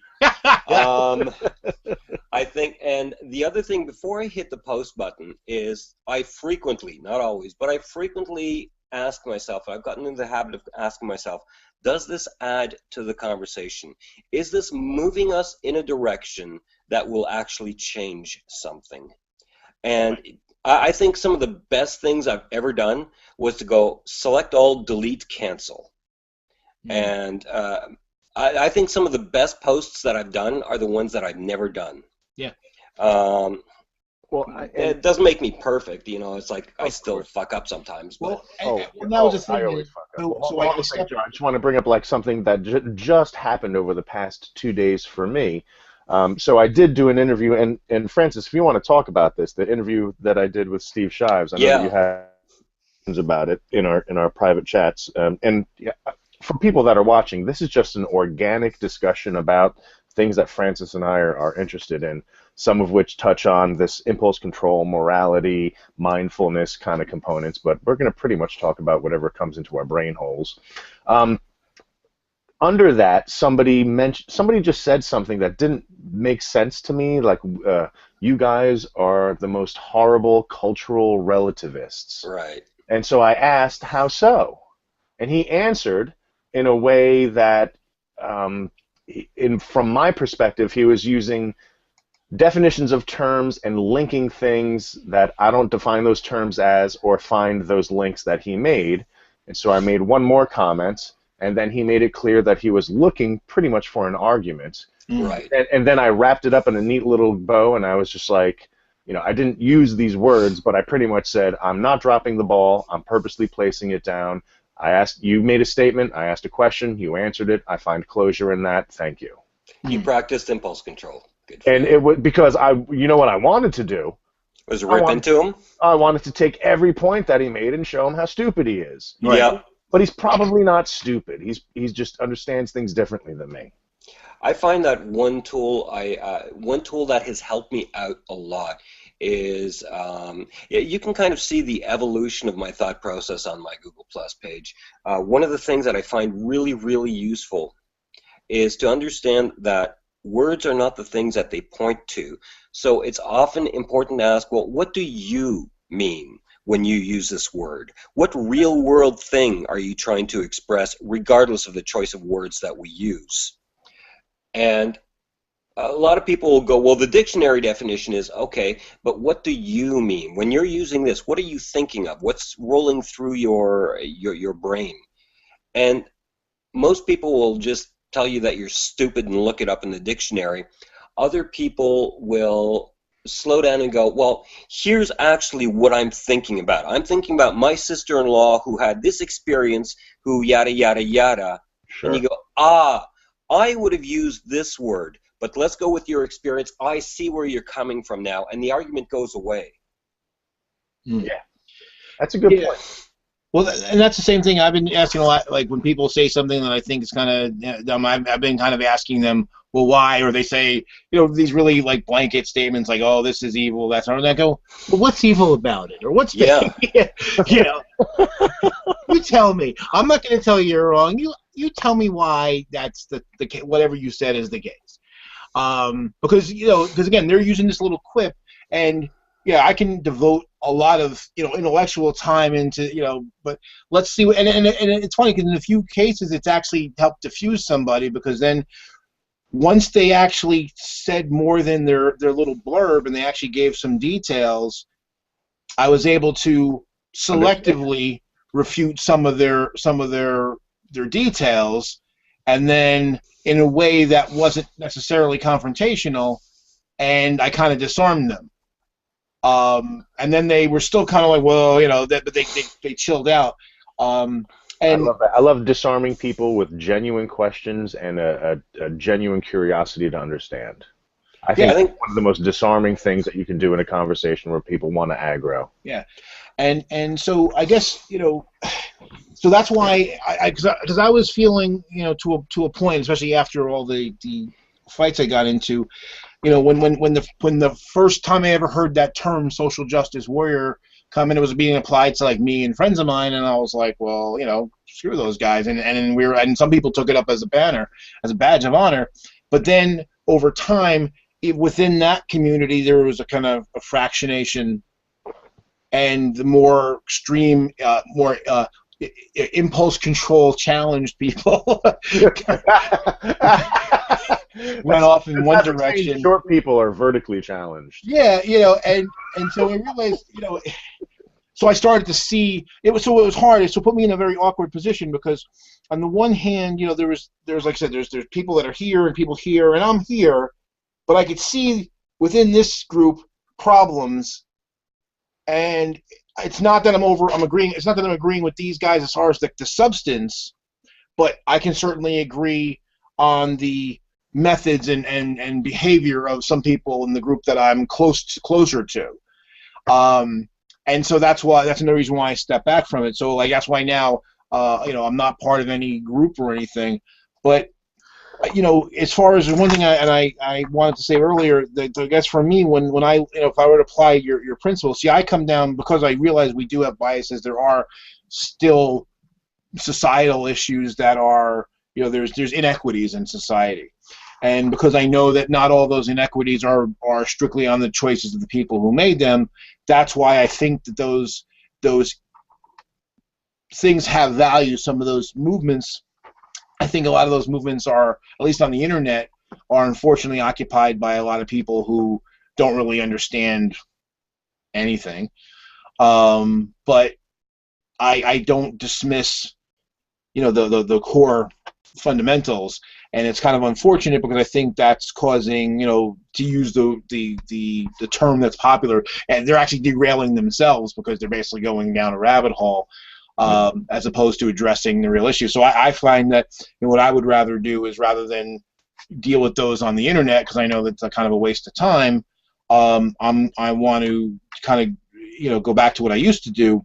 I used to donate time. I don't have as much time as I used to for that, so now I donate money, or I'll pick forums where I can help out or contribute that are not toxic, and deal with it there. Because most of the comments in Twitter and YouTube are just pissing in the wind. That's a good point. So, I'm going to kind of change channels again, but still kind of maintain the basic trajectory. We're talking about online volatility, and we were kind of applying it to feminism, men's rights, and social justice. But the reason why I came onto the intertubes is to discuss religion. And earlier I mentioned the whole nudge, behavioral economics, incentivizing behaviors that benefit society. Somebody in the side chat, Para, in fact, I think that we all know Paranor, and if we don't, then you should get to know Paranor, because puff, puff, pass. Yeah. It's his favorite phrase. Hello?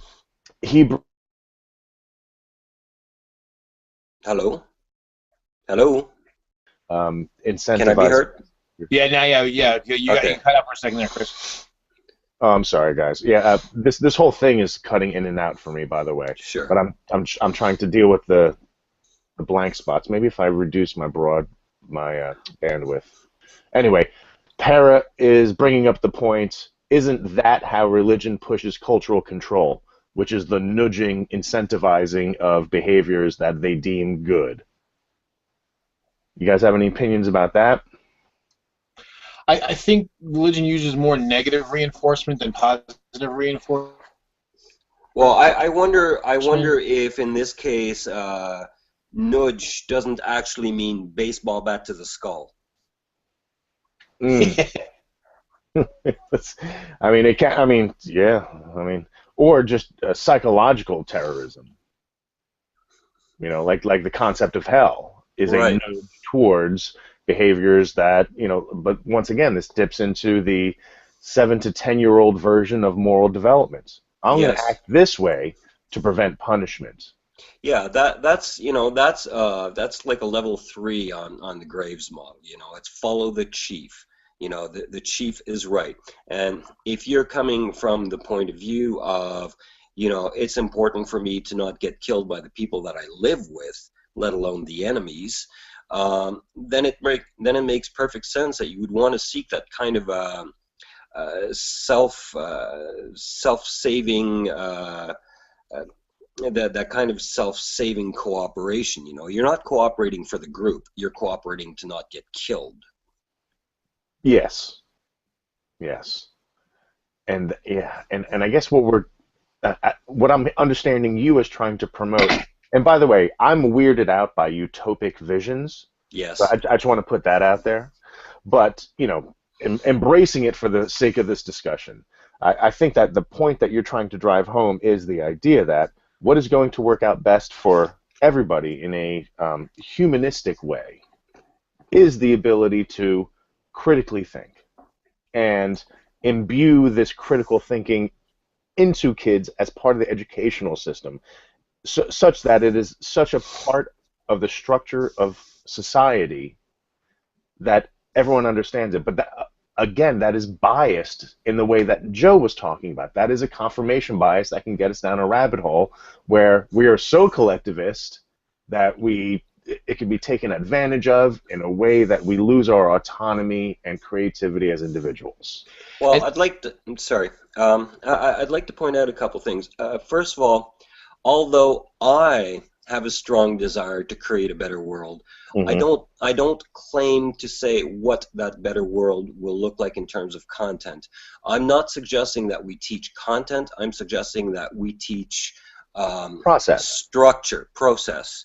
That's right. So you don't teach somebody what to think, you teach them how to think. And whatever comes out of that is whatever comes out of that. And I think that to the degree that we are capable of individually assessing one person's behavior, our own, comparing it to what's outside and comparing it to what could be, and trying them. I'm a pragmatist at heart. At heart, I'm a horse trader. I trade flesh. And whatever it is that produces the best results on the whole. And my ultimate goal is this, that we, it's like my utopic vision, my desired goal, which is utopic, but that's not what it's designed to create, is I want less pain, more good stuff. And I think ultimately better well-being. Better well-being, and I think that one way to do it, and I think this is important for many other reasons, is that we get off this rock and we start seeding the stars.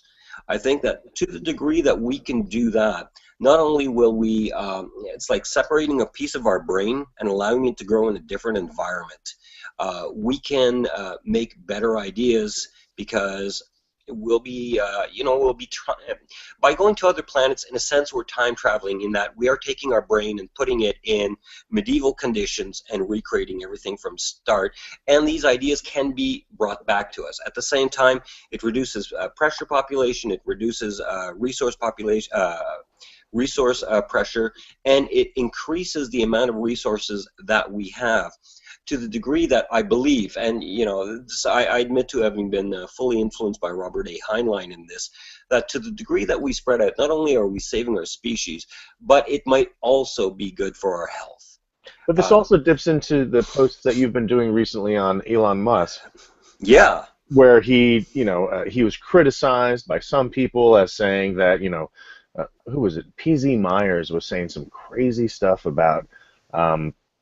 He was kind of misinterpreting Elon's idea of colonizing Mars as this is a disposable planet, and like he just read some really negative shit into it. And wow. And what Elon was how could colonizing Mars? I mean, that would somehow denigrate Earth. I mean, and I don't mean to misrepresent PZ. I might be. I think I saw this in a video. This wasn't actually a post of yours. Francis. But nonetheless, Elon pretty much wants a multi-planetary coexistence of humanity. And I share his goal. Yeah, and that's what I kind of heard in what you were saying previously. Yeah, see, one thing that it occurred to me while you guys were talking, I started thinking about, because I'm an engineer, so I'm my practicality and pragmatism is definitely those are important things for me too. The one thing that can still, it says, as I see on a regular basis, that can still cause friction, and I'm curious where it fits into your framework, is ego. That's the part that you pointed out where my answer is I don't know what to do with it yet. Okay, because that's something I thought of too, because I can think of from an engineering perspective, we can evaluate, just say you've got a way to solve a problem and I've got a way to solve a problem, and we do a very objective analysis, and we find that they're basically similar enough that either way is about as successful as the other. There's no major point in favor of one or the other. Well, I suppose that in my world of perfect thinkers, the first question would be to say, well, let's try an A/B trial. And let's say that two of them are really, really difficult to do. Both of them require multi-billion human hours. Well, then the question is, how can we test this? Instead of saying why or which one, ask how can we. Well, I guess what I'm saying is, just say you do the testing and you still come up with that. They're roughly equal to one another, and you end up having something where, and I've seen this many times, where simply because I've got an ego and you've got an ego, and so and then people are on choose up camps. It's like George Carlin said, the problem with humans is that two's company, three's a crowd. Beyond that, we tend to choose up teams and wear armbands. Right. And so,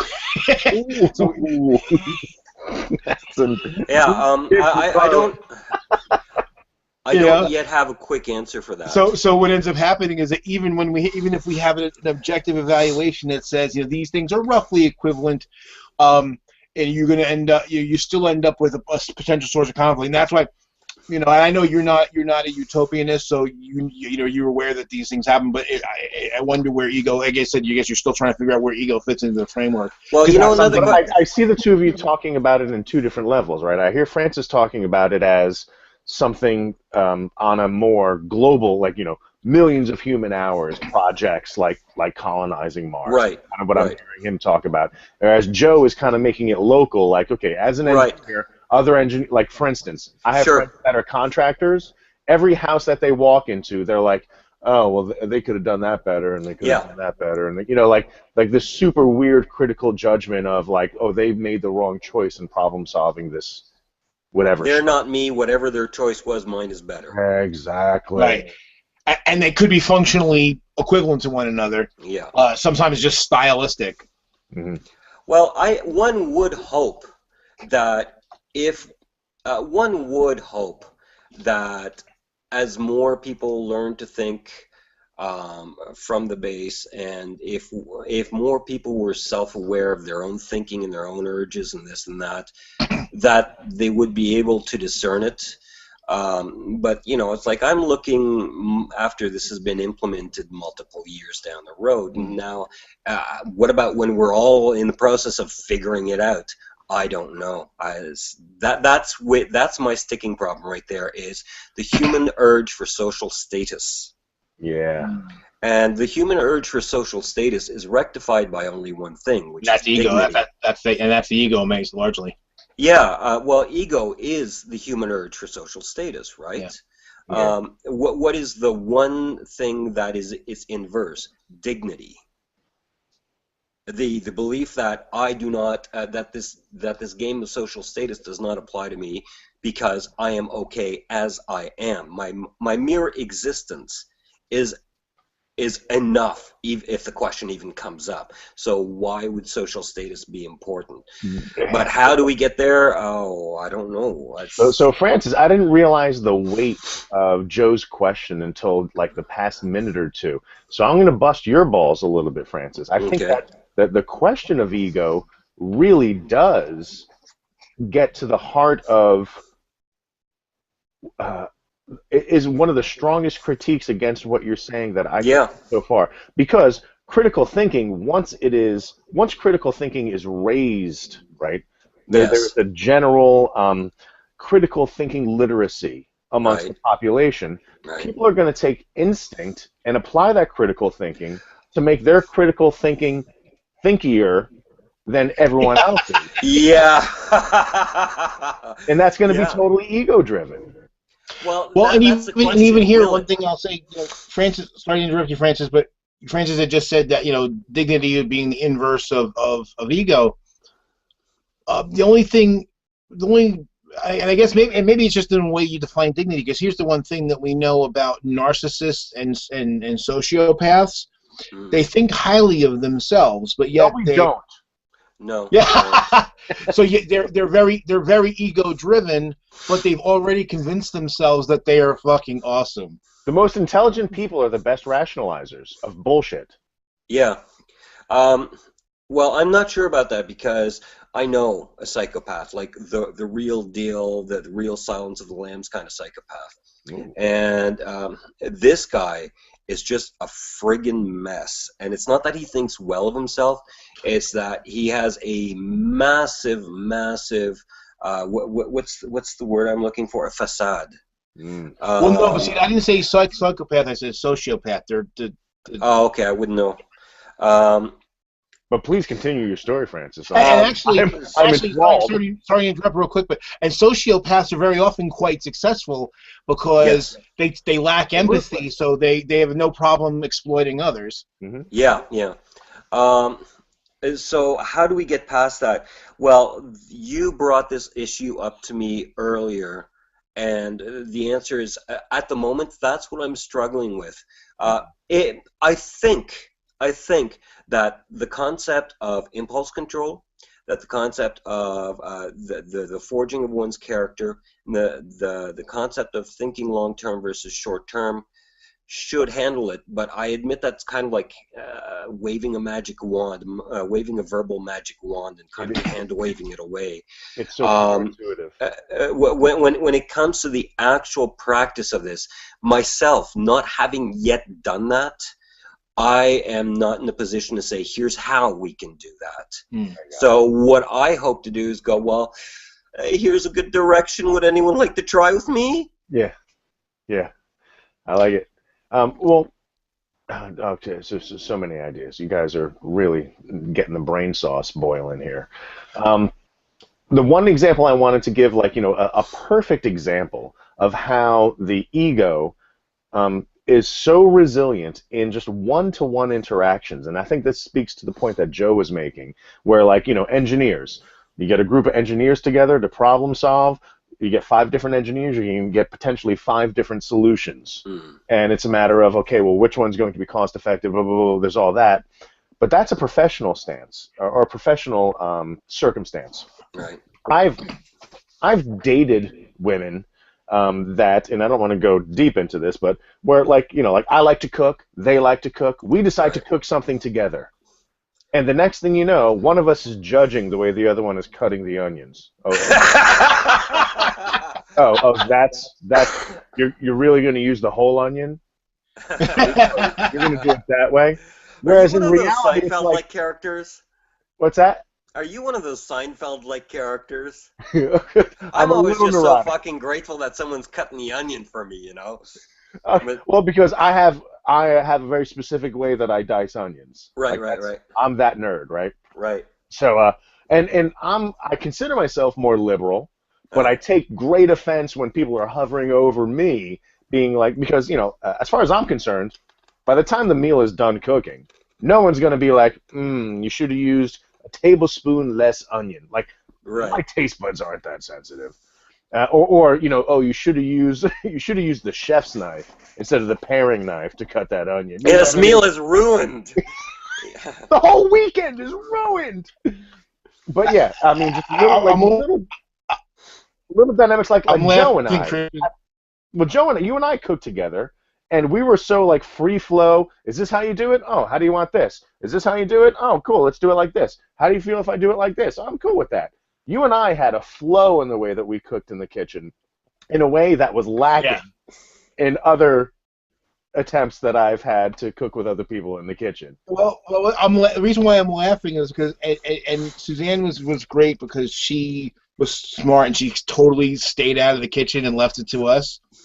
Because 3 would have been too many. You and I are enough. Well, plus, see, you and I, it's funny because, we're both out of the same vein of food, and even though we might do some things differently, we're open enough to one another, but, like, Suzanne, she's someone who likes to be in control because she's a very strong person, likes to be in control. I am too, and so when you're talking about these fights that you've had, and I'm hearing, our every Tuesday, so it's just funny because and then I come into the kitchen with my ideas, and Suzanne is just, like, smart enough to be like, I'm gonna let you boys play. She was just like, I'm getting, so long as it's delicious when you're done. Because it's funny because I get very proprietary. If someone hovers over me, I get very proprietary about that. So, see, you and I just had a different dynamic. It just worked. Now, do you know what? If I may, I think this is a good example. So let's say that we were self-aware and we trained ourselves to be self-aware. At that moment, you might ask yourself, well, I'm feeling a sense of proprietariness here. What need is that trying to meet? Well, you know, am I experiencing threat? Am I experiencing this? Am I experiencing that? Maybe if we could figure out a system whereby people can figure out what their needs are, you know, that those impulse, what need is that impulse trying to do? If we can figure these out, and if we can find a good system of getting people to actually connect the physical sensation in their body to what it's supposed to do, could we eliminate ego by doing this kind of thinking? You know, it's like you're talking about it in a lighthearted manner, Okay. but not everyone is lighthearted about these things. Could this be one of the, I'm thinking in my mind, this is the sort of thinking that allows us to move beyond ego. Could it be? I don't know, I'm asking. I think it could be, but this very much touches on what you and I exchanged about the idea that Freud has poisoned our culture, right? So once we start thinking about self-awareness, what need is being met, we automatically think of, what is my history? Right. Why am I doing what I'm doing? How does my history predict my current and future behavior? And all of that happy horseshit where like catharsis and repressed sexual desire. Yeah, that's not the direction I'm going in. I know, but I'm saying that is what. That would be one element to look at, you know. That would be an obstacle to digging in the dirt. A clean, linear way of facilitating what you're talking about. Well, I think of it as a more granular way rather than linear. Instead of thinking of a sequence, going, what am I trying to do right now? You know, I have this, my throat is parched and I'm staring at water. What's happening? Oh, I must be thirsty. Sure. And that's like it. Well, I think I'm not going to say a better example. An example that I would use is in situations where let's see, when I'm at my most mindful, yes, I will realize that I'm being challenged in a way that I don't like because I notice my heart rate increase. Okay. I notice my face getting flush. Right. But instead of fusing with it, which is the word that I use, I think identifying, is that the phrase? Sure. The more Buddhist either one's good. Instead of fusing with those and allowing my arousal to predict my behavior, I literally sit back and stage fright.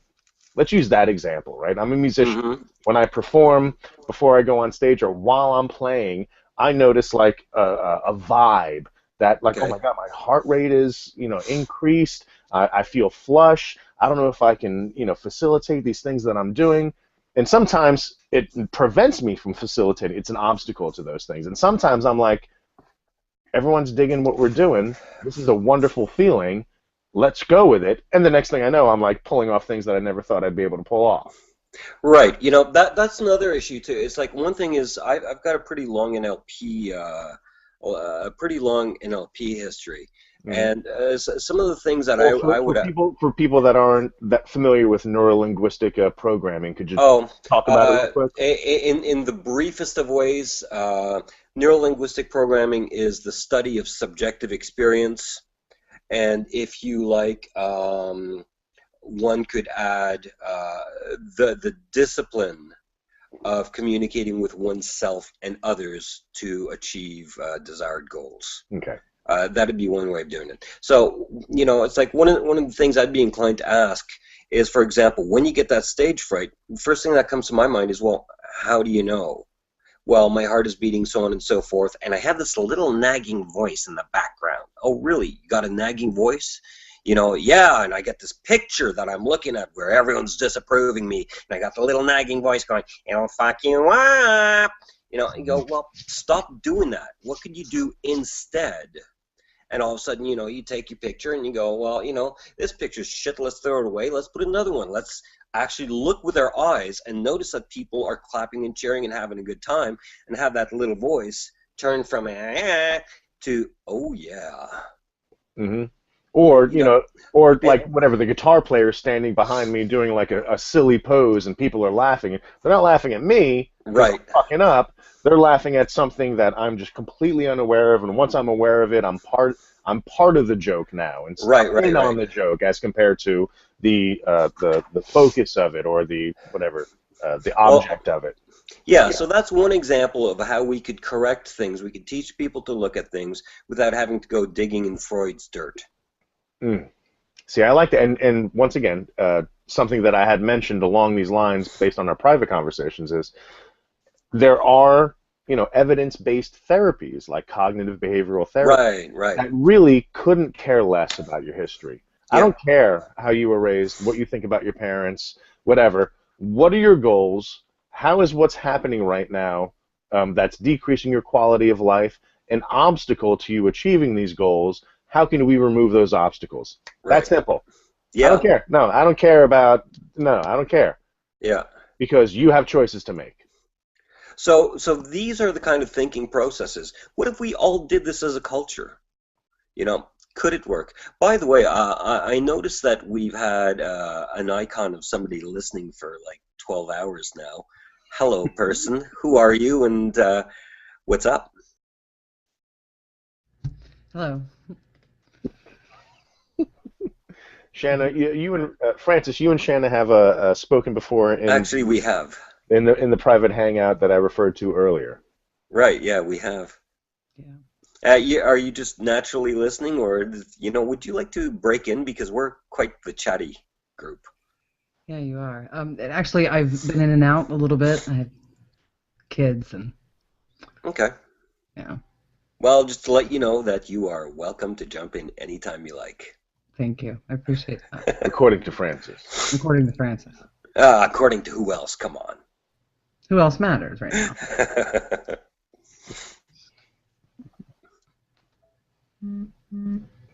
Man, this whole broadcast keeps going in and out for me. Right. I feel like I'm missing out so much. There's Joe again. There we go. I'm back. Hello, Joe. Howdy. So Shanna was just saying some wonderful things about you. And I missed Shanna. Like I always love to hear her say stuff, and then she was so quiet, and then of course she spoke when I wasn't here. Something about an accordion and a fish. Yeah, man, that story will go down in song and story. It'll just be, ooh, man, They're lying to you. and legend. Why do you have to be like that, Shanna? Part of my charm. So, is there anything that we've been talking about, Shanna, that you kind of want to jump on, or? There was something else, but it was way early. Go ahead. Long time ago. This is an organic conversation. We've already gone in 15 billion directions. Why not go back to one of them? Right. There with mindfulness and not being your thoughts and not having kind of these knee-jerk responses to like whatever thought pops into your head. I really liked listening to that. And with my kids, I try and teach them, and I tell them regularly, you're not your thoughts. And just because you have a thought that pops into your head, that doesn't make it true. It doesn't mean that you're right. It doesn't mean that's the way reality actually works. And I try and teach them to view their mind as a tool, kind of like your hand or your feet. Right. You don't, how do I say it? So I'm a little scattered.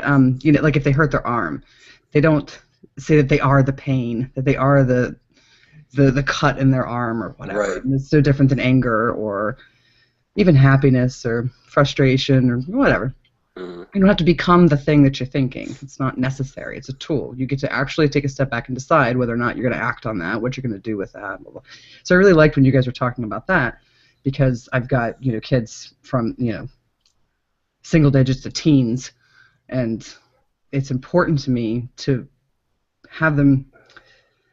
I say this a lot, and it sounds like a dick move, but it's really not. I'm not really worried about what kind of kids they are, what kind of childhood they have. I'm more concerned about what kind of adults they're going to be. I want to send them out into the world prepared for that, best that I can. Right. Who the fuck am I, right? But I'm doing the best that I can.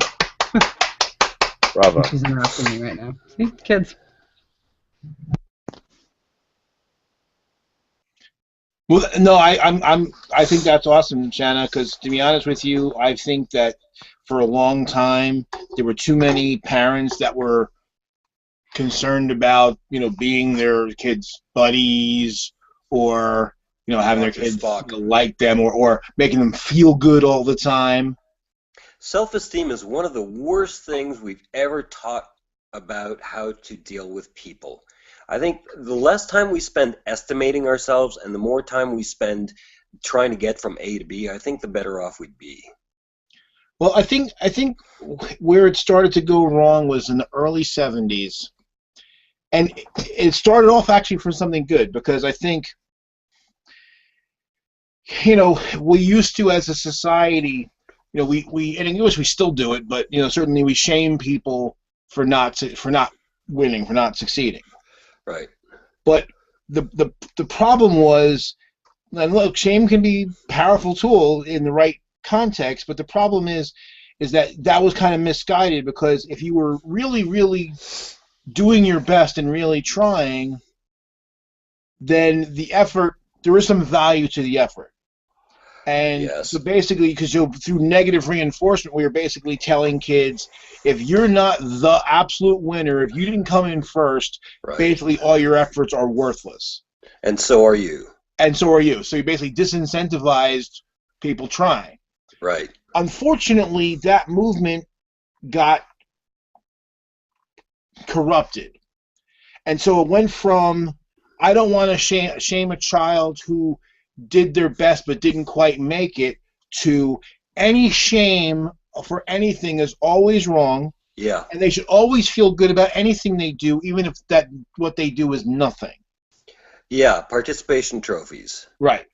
And look, we had some participation, so but the thing is, but even there, to get a participation trophy, you actually had to participate. You had to at least try. Right. You get the honorable mentions. Okay, you don't suck, but at least you tried.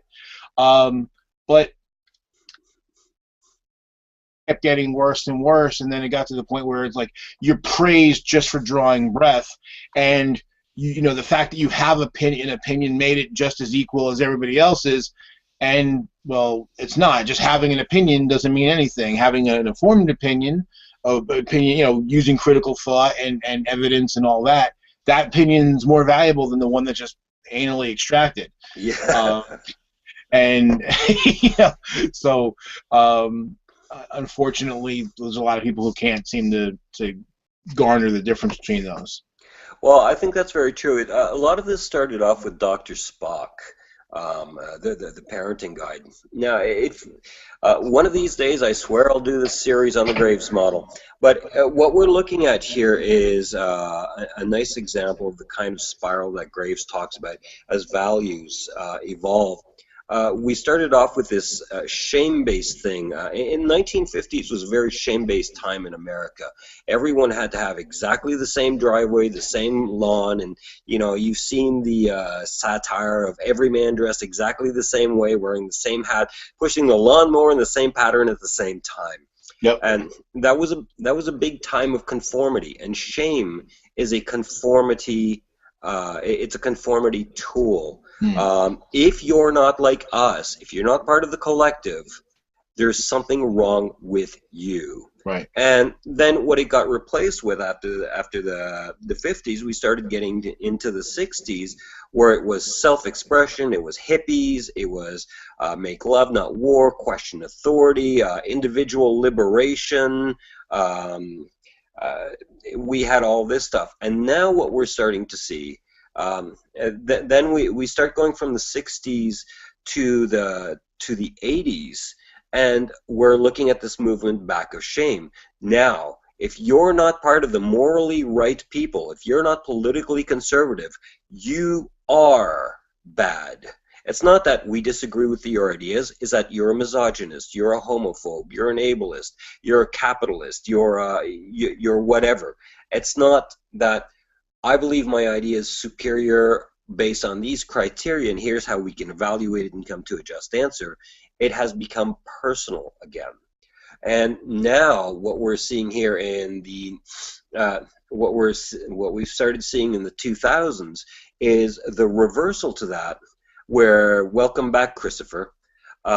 What we're seeing now is this whole thing between Gamergate and social justice warriors, between men's rights activism and feminism, is what we're seeing is going. We no longer accept the assumption that people are victims of oppressors, but we are returning the ball to personal responsibility. So we see the cycle of we, me, so on and so forth. So this is a phase, this is a clash that we're currently having. See, actually, I'll disagree with you on one point there. I think what we have now is we basically have one set of people who feel as victims versus another people who feel they're victims. So actually, I don't see that this is a reclaiming of personal responsibility at all. I think it's more of about recriminations and personal attacks, total lack of impulse control and extreme polarization. So that I don't see a narrowing at all. I just see that basically the people are just drawing up on either side, and we're getting to more and more extremes and less. Would I be correct if I mind read you this way, that what you're saying is, and I'll use the examples of, let's say, feminists and men's rights activists, because I've heard this a lot, and I want to know if this is what you're saying, is that, well, right now we got a bunch of loony feminists who are going, we are the victims of everyone, and everyone is an oppressor. And then what you're saying is, well, I see a lot of people who we refer to as men's rights activists going, no, we're the victims being oppressed by feminists. Yes, absolutely.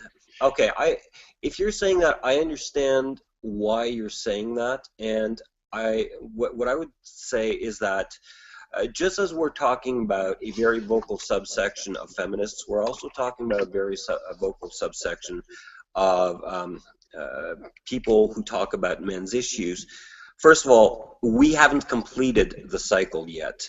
And so one of the things that I've frequently found, in my experience, it is usually women who start the conversation and men who answer to the conversation. And so right now what they're doing is they're essentially, instead of thinking for themselves, they're emulating what they see. It started off as, oh yeah, well, you take this because it's the same thing as you. And that, in my opinion, is a lack of thoughtfulness. I think if you look today, like this week, for example, as opposed to 6 months ago, you'll see that if you look at the values that people are talking about, this goes back to the liberal and conservative thing. The values of feminism are very liberal values: caring, fairness, purity. If you look at the values that are being countered with, they're the more conservative values of self-responsibility, of self-sacrifice, of your moral worth is to a liberal, their moral worth is how good are you to other people. To a conservative, their moral worth is how useful are you to other people. A liberal asks, how good are you to me? A conservative asks, how useful are you to me? So it's this. Now, I don't know if you caught the beginning of our conversation with Christopher, so I might be assuming that you know more of my point of view than you do. Please. Well, I kind of gathered through the conversation. Right. So we were discussing about some of the differences in the moral values of liberals versus conservatives, and how essentially they're the same values, but they place different weights on them. And we were talking about some specific examples of how these values are expressed. So the value of caring for a liberal, the value of caring and fairness for a liberal is expressed in such a way as how nice are you and how non-imposing are you. Whereas for a conservative, the values are more how useful are you, and it's not how imposing you are. It's like you are expected to self-sacrifice to a degree for the group. And so a lot of this current wave of feminism, and I hate to use that word, it's a bad choice of words, currently what is being promoted as feminism, which it anyhow, I'll move past that, is the fundamental values embedded in it in conflict with the counter values, regardless of whether it's dressed as feminism or men's rights or social justice versus capitalism or this or that. If we look at the values that are being addressed, this is what we're seeing spiraling, and this is the debate that we're having. Feminism, men's rights, capitalism, and communism or socialism, all are based upon core values, and these are what are in combat regardless of the garb that they're dressed in. And I also think that there's a component that I recently kind of became aware of listening to people discuss it, where like the very classic nature nurture issue, yes, in psychology is played out in all of these domains. Yes. You know, like for instance, some people saying that gender is a social construct, right, as compared to others saying, there's that's a biological foundation for it, and that's nature. Yeah, exactly. So I didn't see it through that lens until recently, and once again, it doesn't encompass the whole discussion.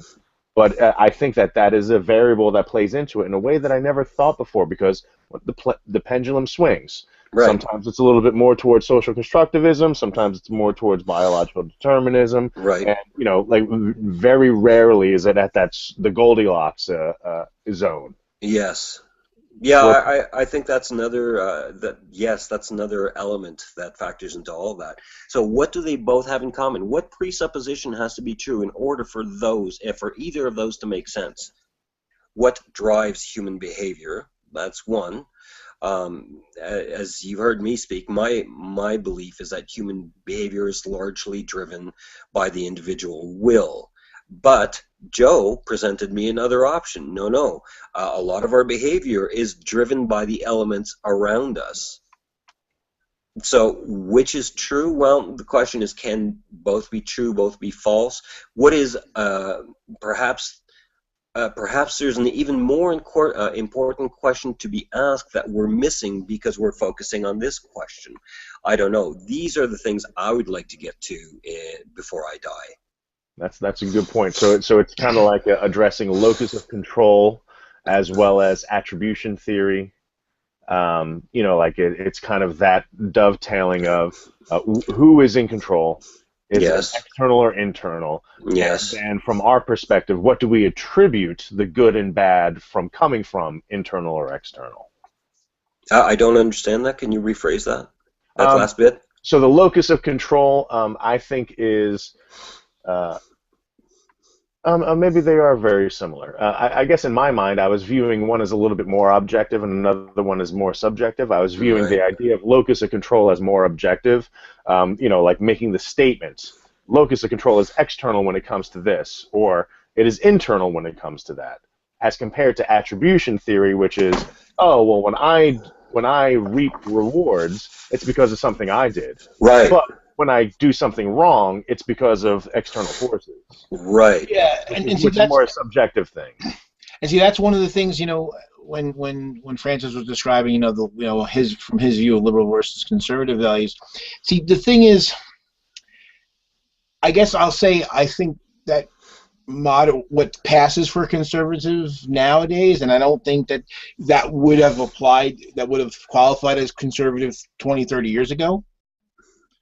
And more about how people behave now versus the theory of how they would behave. And certainly, I think you're right. Francis is right. Is that the conservatism, it certainly talks a lot about personal responsibility and that sort of thing. But what I always find kind of frustrating is that I don't really see that in behavior. Because I look at, like, in the United States, like, am I correcting from your accent that you're Canadian? Me? Yes. Yeah. At least here in Is it that evident? Yeah, very much. Well, one of the big ones for me, when you pronounce the word process. Process? Process. Process versus process. That's usually a giveaway. Right. But at least in the United States, when we look at the states that have a higher propensity of conservative people versus the liberals, are some exceptions and there's certainly overlap, but the conservative states, their economies are much worse. While they may not have income tax, they actually have in a lot of ways. When you add up all the taxes, they actually have higher taxes. They're actually more dependent on the government than most of the liberal states. I live in New Jersey, and we are just like Chris, and we're actually the #1 exporter of tax dollars to the federal system. We get back a fraction. I think now it's 57 cents back for every penny we put in. Mississippi, which is the most conservative state, and they're very much they didn't sign on to the Obamacare, Medicaid expansion, and all this kind of stuff, but they get back $2 in federal spending for every dollar they put in. If this federal government didn't pump the kind of money into the state that it does, the state's economy would collapse. But they're very convinced. If you talk to them, they're extremely conservative, and they believe that they're individualist and they're standing on their own, and they're not. They're actually they are the welfare state. I find this conversation a little bit hard for two reasons. One, because I'm not familiar with American politics enough to be able to discuss it intelligently. Yeah. And second of all, that even if I were, it would probably take us into the weeds. Maybe if you talked about Canadian provinces, unfortunately, I don't know. And so I'm not sure if. Well, I think I have difficulty in accepting or refusing the claim because I'm ignorant of what you're talking about. Well, I think that I'm picking up what Joe is throwing down in that people who consider themselves liberal or conservative. This goes back to what you said earlier, Joe, about behaviors manifesting. Right.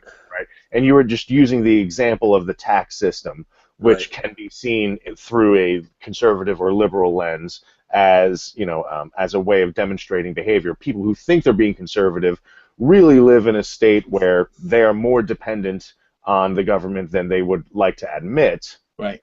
And I think that was kind of your point, like Jesus, Christopher, you're such a moderate. How do you let him get away with that? Because New Jersey fucked me out of tons of money because I work in Philadelphia. Yeah, a friend of mine, a college roommate of mine, lives in Virginia. Now, Virginia has become kind of a purple state, but he's a pretty conservative guy. 22 years in the Army and all that. And he had put on Facebook. He said, states need to learn to stop sucking off the federal teat and live within their means.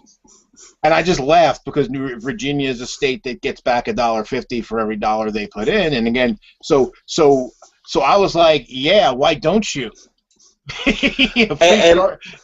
Am I hearing this argument that the argument is an accusation of paternalism, of hypocritical paternalism? Absolutely. Well, yeah, and that's at least in the United States. Again, I don't know about Canada. Right. I think that's why I think the United States our politics is so screwed up. Is because that's a huge dynamic in American politics, is being paternalistic, allowing the government to be either overblown or small enough to drown in a bathtub. Right. And that's that the conservative is the small enough, and the accusation of liberals is it gets too big. Yes. So I think that's yes. The conservatives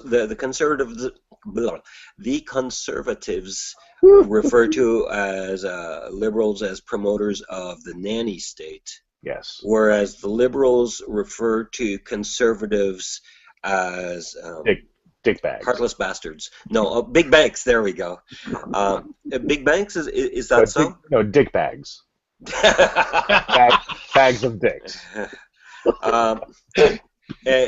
What would be the inverse of the conservative accusation of the nanny staters? The opposite of the nanny staters would be bootstrap.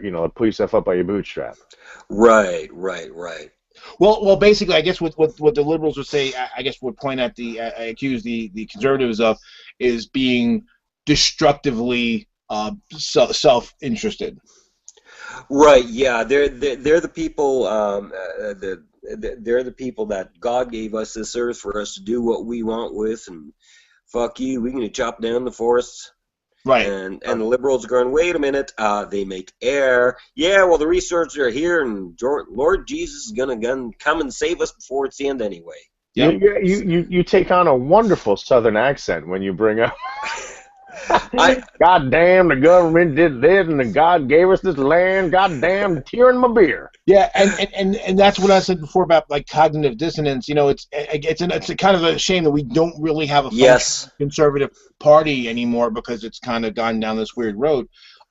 Craig T. Nelson, the actor, actually once said on Fox News, "Yeah, I was on welfare, but no one helped me." Right. In the same, that was a solid sentence. Like, you know, I can actually put the link. He actually literally said this. Like, huh? What? Right. You know, it also goes back. I mean, we're getting a little. We are going down a rabbit hole real quick, but I kind of it brought this to mind, and I hope it doesn't.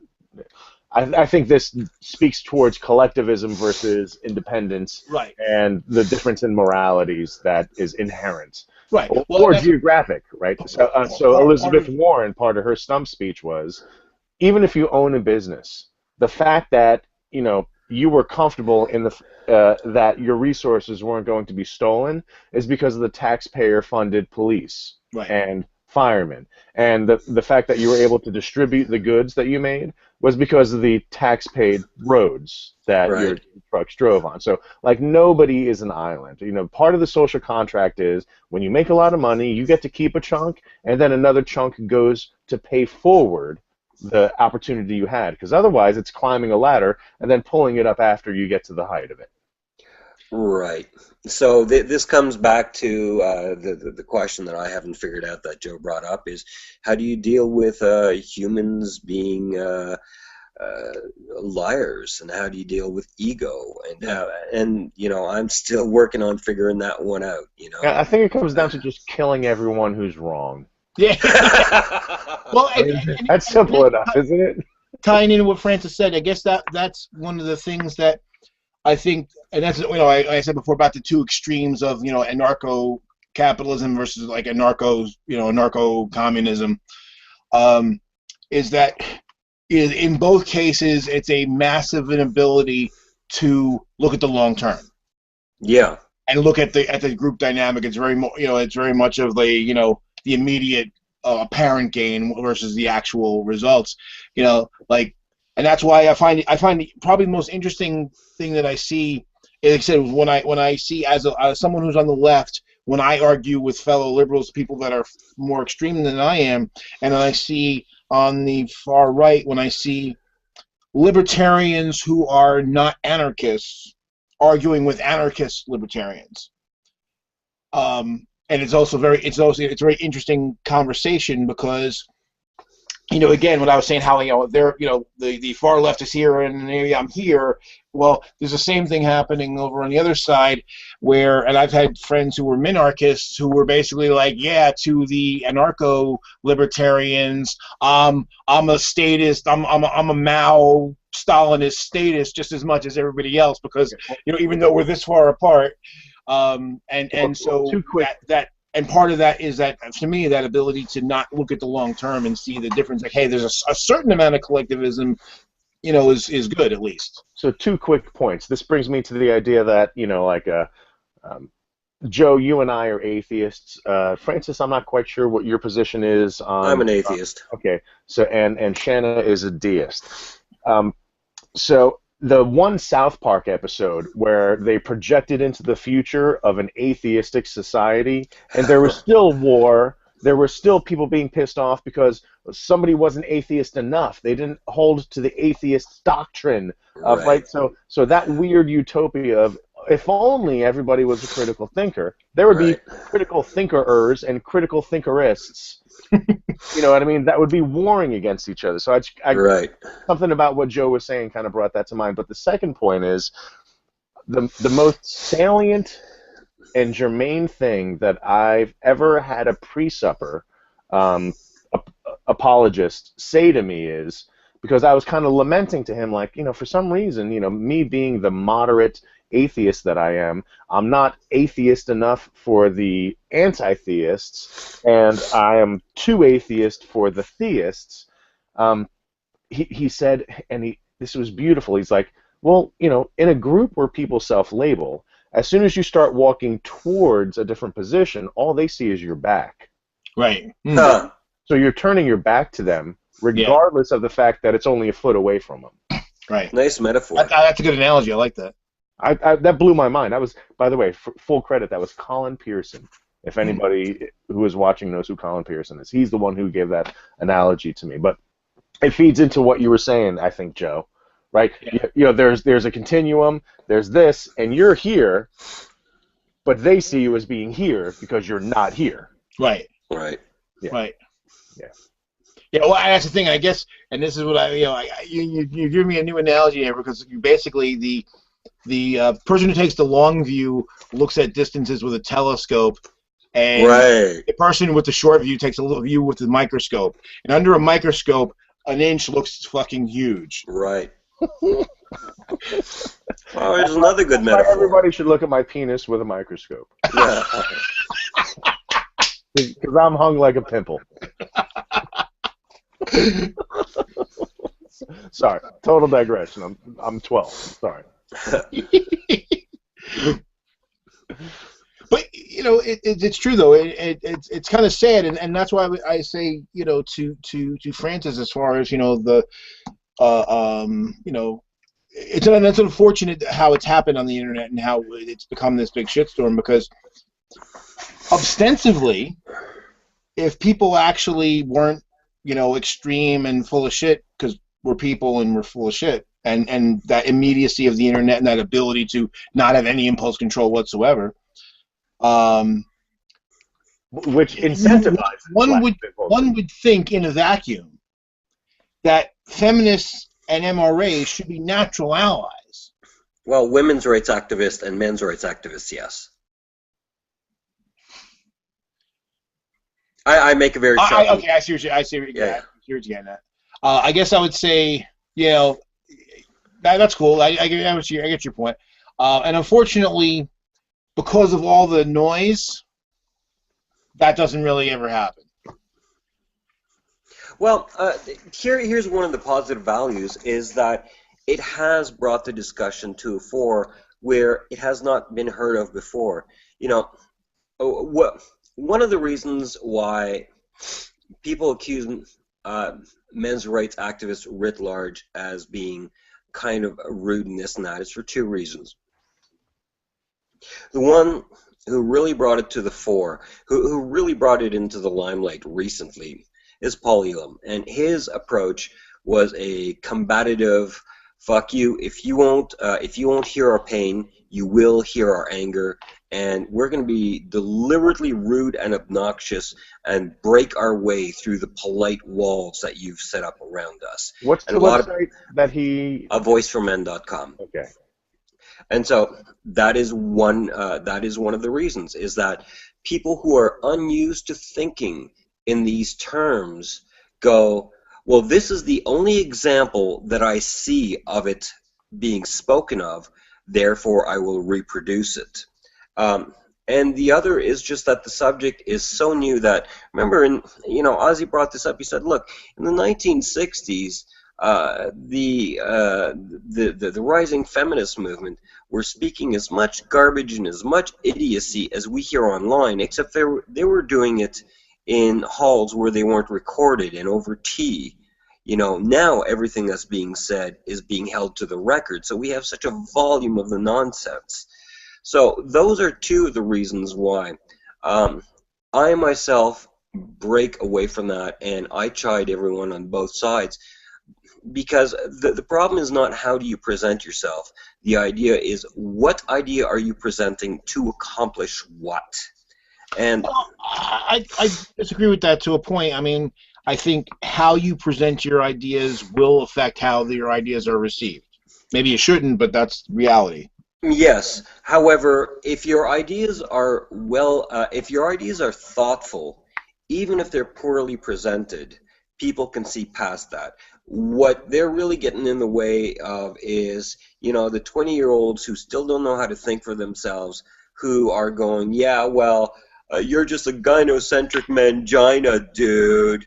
You're a white knighting, and they pull out all this vocabulary because they have not parsed through the issues themselves to recognize what is worth speaking about and what is not. I have personal experience with this because, so I was raised Roman Catholic, and Right. I am the godfather to my niece, Yes. Grace. And Grace, when she was 16, she's about to be 21.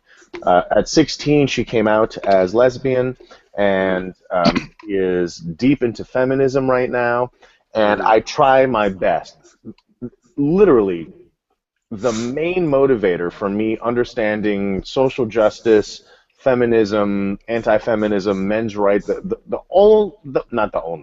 main motivator for me even trying to understand this sphere of knowledge so that I can have intelligent conversations with my niece to ensure that she's critically thinking about what it is that she's taking a stance on.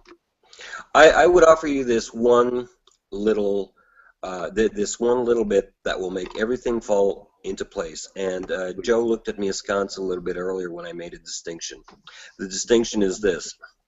I define a feminist as one who adheres to feminist theory. It's that simple. Feminist theory has as its root belief that women are subjugated and or oppressed. It is also, in some circles, implied by men or by systematic influences. But the social justice warriors, identity politics, feminism, all share in common the notion of oppression. Look for that in the conversations. You'll know where they stand. You'll be able to figure out 90% of their arguments right off the bat because it's about oppression. Powerful people harming weak people. But to your point, Francis, and I'm sorry to interrupt, Joe, but to your point to what you were saying earlier is I happen to be in a community that is filled with philosophers and people who are autodidactic about philosophy and a critical theory as a theory, and how that branched into third wave feminism, or how that influences third wave feminism, and intersectionality as a theory, patriarchy as a theory. What do they all have in common? Oppression, which is very much the critical theory stance of Marx, right? So, and I have these, I try to sink my teeth into these things, and when I present them to her, she's like, what are you talking about? Right? That's because she hasn't thought it through yet. I know, and she's 20, and that's fine. When I was 20, I was a dipshit. She's not a dipshit. She's super smart. Right. But, she's still a dipshit. She'll be a dipshit until she's about 35. I'm not allowed to say that. I'm her godfather. She's my godfather. Right. And by the way, I'm not even Catholic anymore. For some reason, the cultural, whatever. Anyway, not to get into that. But the story that I wanted to get into very quickly, anecdotally, is, we were, there was a family event, and I start talking to her about, oh, have you heard of Karen Strawn? And, oh, I was watching this video on this, that, and the other, and here's the good points, here's the bad points, and then she brought up something about, like, well, I shouldn't have to listen to dudes buying condoms saying how many women they're going to bang that weekend. And I was like, oh, so objectification. We're talking about objectification. And I was like, yeah, well, guys do it, girls do it, humans do it. Objectification is a human thing, and it's not really a bad thing. It's just what we do. It's actually not, I agree. It's not what we do, or it's not a bad thing. It's not what we do, and it's not a bad thing when we do it. Okay. Well, let me finish the story, and then I want to. It's not bad. Okay. I want to pick your brain after I get to the conclusion. I'm taking longer time than I. Please. But so she was just like, well, guys objectify women more than, and every time she would use a pronoun, I would say human. Humans objectify. Oh, well, it's just that guys, humans objectify. Blah, blah, blah, blah. And then she ended the conversation with this quote: "The next time you're a woman, let me know." Right. Which didn't logically follow from anything that we were saying. And I laughed hysterically, and I was like, the next time you're a 44-year-old man, let me know. Like, No uterus, no voice. So I thought that was super funny. The next day, I was just like, Grace, you know that I bring ideas up to you not necessarily because I'm promoting them, but because I want you to be a critical thinker. Blah blah blah. She's like, no harm, no foul. It's all good. I guess one thing I want to say to Francis, I think is important, is that, and for the same reason why I disagree with people who anthropomorphize and say the patriarchy as if it's there's like a castle we can go storm. Yes. Yes. Like it's reified as a thing. It personifies it too much, and it makes it way more organized than anything that could actually exist in reality. But that doesn't mean, just because there's not a building or there's not even a law that anyone could point to to say that's patriarchy. I think that there can be and are societal biases that have an effect that disproportionately negatively affects some people over others. And so that's I think this is the conspiratorial aspect of what some people define as the patriarchy. Right. And I think that I think everyone here would agree. There are some good old boy segments of work, culture, ideas, or whatever that literally they're literally conspiring to keep it good old boys. Yeah. But I don't think that is such an overarching narrative. No. I think most things are societal biases that we are indoctrinated into. Not on purpose, just by matter of course, that results in some negative results. Sure. And for instance, one of the big ones, and this is something I did a video on this at one point, is the certainly as a black man, it's the Superman syndrome. It's the perception, basically. A noticeable portion, a noticeable segment of the white population is afraid of black people. That's just a fact. And so as a result, any behavior that we do that can be deemed as negative gets amplified in ways that, statistically speaking, doesn't when the perpetrators are generally white. So that has a negative. That's why when you were saying before about when you're making it very individualistic, it doesn't always work, because there are there's no law right now that holds black people down. Not a single one. Well, the voting rights thing, but we know the whole what? The whole human rights thing? What did you just say? No, the voting rights, for instance. Okay. But yeah, they're right there. We know there was one political party in this country has made it, and some of their politicians have actually admitted this openly, that their goal with coming up with basically bogus, unnecessary laws that limit voting is because that black people don't vote Democrat. It'll benefit them, because basically their goal is to minimize the ability of racial minorities and economic minorities, people who traditionally or tend to be more liberal or vote Democrat, from getting to the polls. So that's just one thing. We know that there's been studies as far as in banking, in getting housing, and how the legal justice system, law enforcement system deals with minorities in this country is not balanced. So sure, yeah, I don't think there's some white dude sitting there cackling, I gotta get them N-word, those niggers, blah, blah, blah. That doesn't happen. And I hate when people view, like, really simplistic villains that just sit there and, aha, evil, oh, we're gonna keep the women down today. That shit doesn't happen, ever. Okay. Well, hold on. And I also want to get back, Francis, I would love to hear your thoughts on that, but your opinion that my opinions are facts. Stop. You stop yourself right now.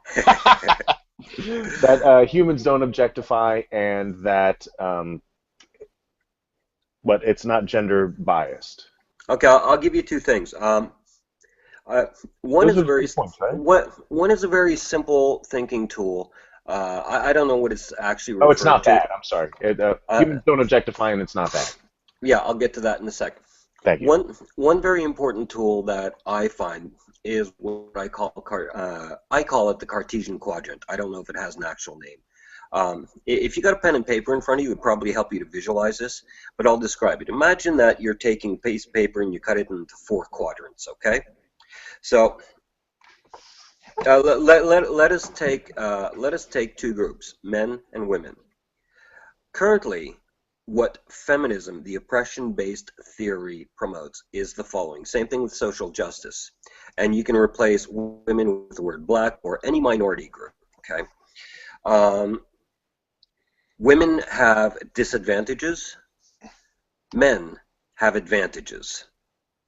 Full stop, there we go. That's what we're focusing on. If you push them a little bit harder, they'll say, well, you know, men have disadvantages and women have disadvantages. But here's what's true. Women have advantages. Women have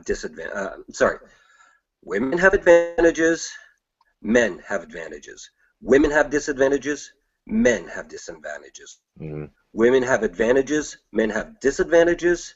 Men have disadvantages. Women have advantages. So you get the A and the B. So you get A, B, A, not B, not A, B, not A, not B.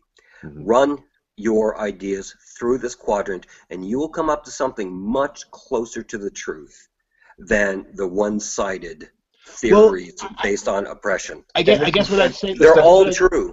Just as a quick point of clarification, this is basically as it would be laid out on the Cartesian coordinate system, where there is an x-axis and a y-axis, and there's positive and negatives along the y-axis, and x-axis could separate groups. I guess so.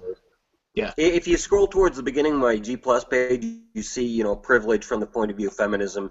It demonstrates it visually. So it's one of those concepts that's kind of hard to explain, but easy to see. But it makes sense. Yeah. Right. See, I guess what I'd say, I agree with that, you know, in principle. What I'd say is, if we counted, if we assigned a weight, we did the math and figured out the weighting, we'd find out that those quadrants are not all equal. And we'd also find that so that's an important distinction. And so then you'd be promoting intersectionality theory. And also too, the other thing is that now something you said earlier, which is true, but it's also going to apply it back to something you just said. It is true that people will certainly knee-jerk with regard to, obviously, I'm taking it from the conversation that you would identify as a men's rights activist. Is that correct? I do, in fact, yes. So I call myself a men's advocate. Okay. Because I don't actually earn the privilege of calling myself an activist. Okay, I got you. Yes. Okay.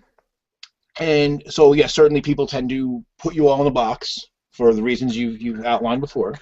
Mm-hmm. But I kind of feel you're doing the same thing the other, because when you said about, well, feminists do this, I certainly have observed feminists doing what you're talking about, for sure. But I've also observed a lot doing the same thing you're talking about now with the quadrants. Maybe they didn't enunciate it in the same way, the same paradigm, but basically saying effectively the same thing. So, and I strive to correct them on that. Yeah, I strive to correct them on that. So it's important to be careful that especially if you're sensitive to other people kind of putting you in a box and kind of labeling you in a way that's perhaps not accurate, that you should also not do the same thing in reverse, because, you know, there's not just one, and this is actually, you know, another reason why, because I'm kind of, you know, I kind of thrown over identity politics. I don't really care about the labels so much. I care about what people, I care most about how they behave. Yeah, how they treat you. And then what they call it, it's way to hell down here. Yeah. So I don't really get into the thing, am I a feminist or not? I don't really care. Some people would say yes, some people would say no. Right. By the definitions they use, they're probably right. Don't give a shit either way. It's not important to me. But Francis, I think that I would take issue with you labeling the weighting that Joe would put on those points as intersectionality necessarily. Only because, and I'll readily admit, like, my understanding of what you were saying with the advantages, disadvantages, seems Right. binary, right? Well, no, it's actually the opposite of binary. It is every variation of binary that is possible. Sure, And therefore, what quaternary. we must do is look at the whole. Right, Of well, binaries, I see here's there's what's a possible. continuum. Allow me to clarify. What I meant by binary was either there are advantages or there aren't advantages. Either there are disadvantages or there aren't disadvantages for No. each of these two groups. No. Okay. Men have advantages, Yes. and women have advantages. It is also Yes. true that women have disadvantages where men have advantages. It is Yes. also true that women have advantages where men have disadvantages. And it is also true that men have disadvantages where women have disadvantages. I understand that, and maybe I'm just not using a really good. Maybe I'm just not articulating myself. Maybe dichotomous would be better than binary. Yeah, it's because it almost seems like you're saying each group has advantages and disadvantages, and they have advantages where other groups have disadvantages, and they have disadvantages where other groups have advantages. Yeah. Okay, so for me, it's and once again, I manage a laboratory and I deal with statistics, Right. and my next question beyond that would be, well, how do those advantages and disadvantages compare to each other? Right. Depending on what we're talking about. Right. And I think that's what Joe was getting at with the weightings, right? Depending on the topic we're talking about, the advantages for group X is here and group Y is here with this much variance between them, and the variance overlaps, so it's not really a statistically significant difference. If you integrated the line and got the sum under the curve, yeah, where would we be? And that's a brief description of intersectionality theory. See, and that was what I was going to argue against. My understanding, and I'm happy to be corrected about this, my understanding of intersectionality is taking one group and all the varieties that exist within that group and including all of them into the analysis, right? So if we take one group, males, black disabled males, black disabled males that are gay, that to me that's my understanding of intersectionality. That's when you get to the truth of all of those different variables that you include into the analysis. Right. And that's not what I understood the weighting of.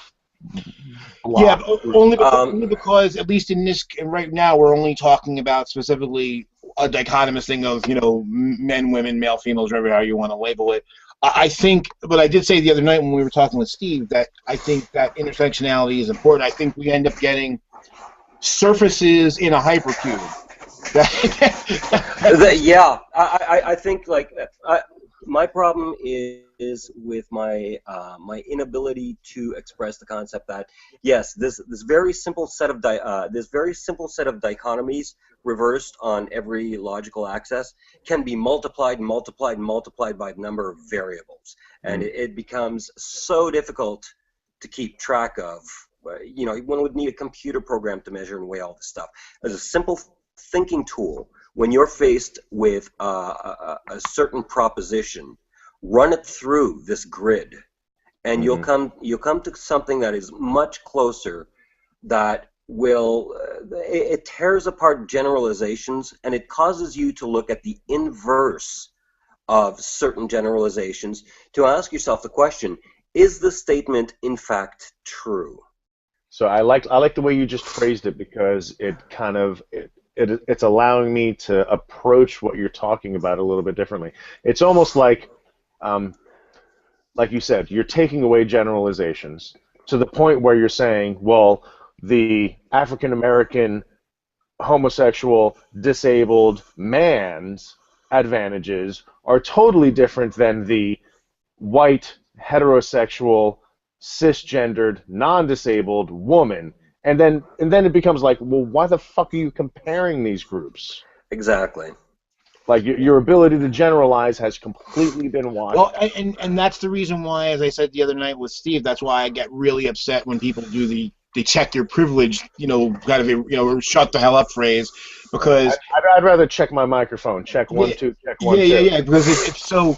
Because what the problem is, it creates, one, it creates an adversarial situation where one need not be, but two, it's that because again, it's literally surfaces expressed around a hypercube that we have to be cautious because we may be advantaged in some ways, disadvantaged in other, and blah blah blah. The thing about it though, where so I guess I would say when we look at the individual dichotomies, I think that even though Francis may feel otherwise, the statistics are there to back up that there are groups that are disadvantaged relative. If we use white straight dudes as the baseline, that there's a lot of people down here. But the problem I have with the people that are in the social justice community, and it's the reason why I don't like the word privilege. Not that it's wrong in relative terms, but the problem I have with it in absolute terms is that it gives the wrong mindset. Because to me, okay, just let's take that for the moment. Okay, let's just say that's the baseline. Now that's a baseline. Of course, then there's other issues. There's economic, educational, and certainly in given situations, there's going to be things where even that baseline is not really the baseline. So it may again, because there's you could be that's it. Why is that the baseline? Yeah. Right? Well, because again, when you look at each of the dichotomies individually, you'll find that that's generally the case, but generally the case and not absolutely the case. So that's the other thing too, is that okay, so even if you're a white Christian straight cisgendered male, it doesn't mean you're living on easy street. It doesn't mean you got that you're Johnny Got Rocks and everything's falling your way. So the thing is, and that's the reason why I have a problem with again with like that check your privilege bullshit, because that just really it kind of misses the point. But the thing is that to me that's not, because the problem is when you say privilege, I hear people, what are you going to do about your privilege? Well, that's really if the thing is that okay, well these guys are getting what you're supposed to get and we're getting less. Well, the idea isn't to pull that person down; it's to raise everybody up. And so the problem is because when we think privilege traditionally has generally meant that you're getting something extra above and beyond maybe what you're due or supposed to get. And that's a misuse of the word. It's a misuse of the word, right. So what ends up happening is there are some, not all, but some people within the community that think, okay, well, we got to pull down. That's not the right mentality in my mind. To me, okay, that should be where we want to get the rest of us up to that level so that we're all, as best we can, on equal playing field, not necessarily equal results, because certainly, not everybody's going to have the same abilities, not everybody's going to try as hard, blah, blah, blah, all those things. But at least to get it to where then those principles you're talking about, Francis, can work better because the biased things have been worked out of the system as best we can. We're humans. We're always going to have some biases. We're always going to have some things. But if we can, and we certainly have made progress over the last 100 years, but we're still not there.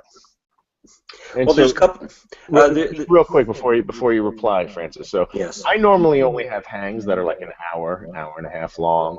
We're going on 3 hours, and I'm still broadcasting. I'm getting some echo from you, Joe. I'm sorry. But I'm happy to keep this conversation going because I'm afraid that if we take it off air, we won't have all the good contributions of the external chat, and there's still like a dozen so people watching. So I'm happy to let this go until people are like, okay, I'm done talking. Yeah, sure. I just wanted to make that clear. And if you need to bow out or, be done with this, just make that clear. Anyway, I interrupted you, Francis. What was the point that you were going to make? Okay, I'll answer this one point, then I'll go back to answer the previous question that you'd asked. One of the objections that I have to this notion of privilege, it's actually twofold. One, it's parochial. It assumes that the white man or whatever is the baseline, which begs the question: where, in what time, how do you know? The reason intersectionality came about is precisely black women going, you know what, you middle class white women aren't speaking for us, so therefore let us broaden the model. The second thing is to answer the usage of the word privilege. Really came about by what's her name, Peggy McIntosh's invisible knapsack, and that she got that from Dubois. Now, remember that at the time, Dubois, who was a writer, writing about social things rather than an actual social analyst, he was a writer. He had a point of view that he needed to transmit to make people understand.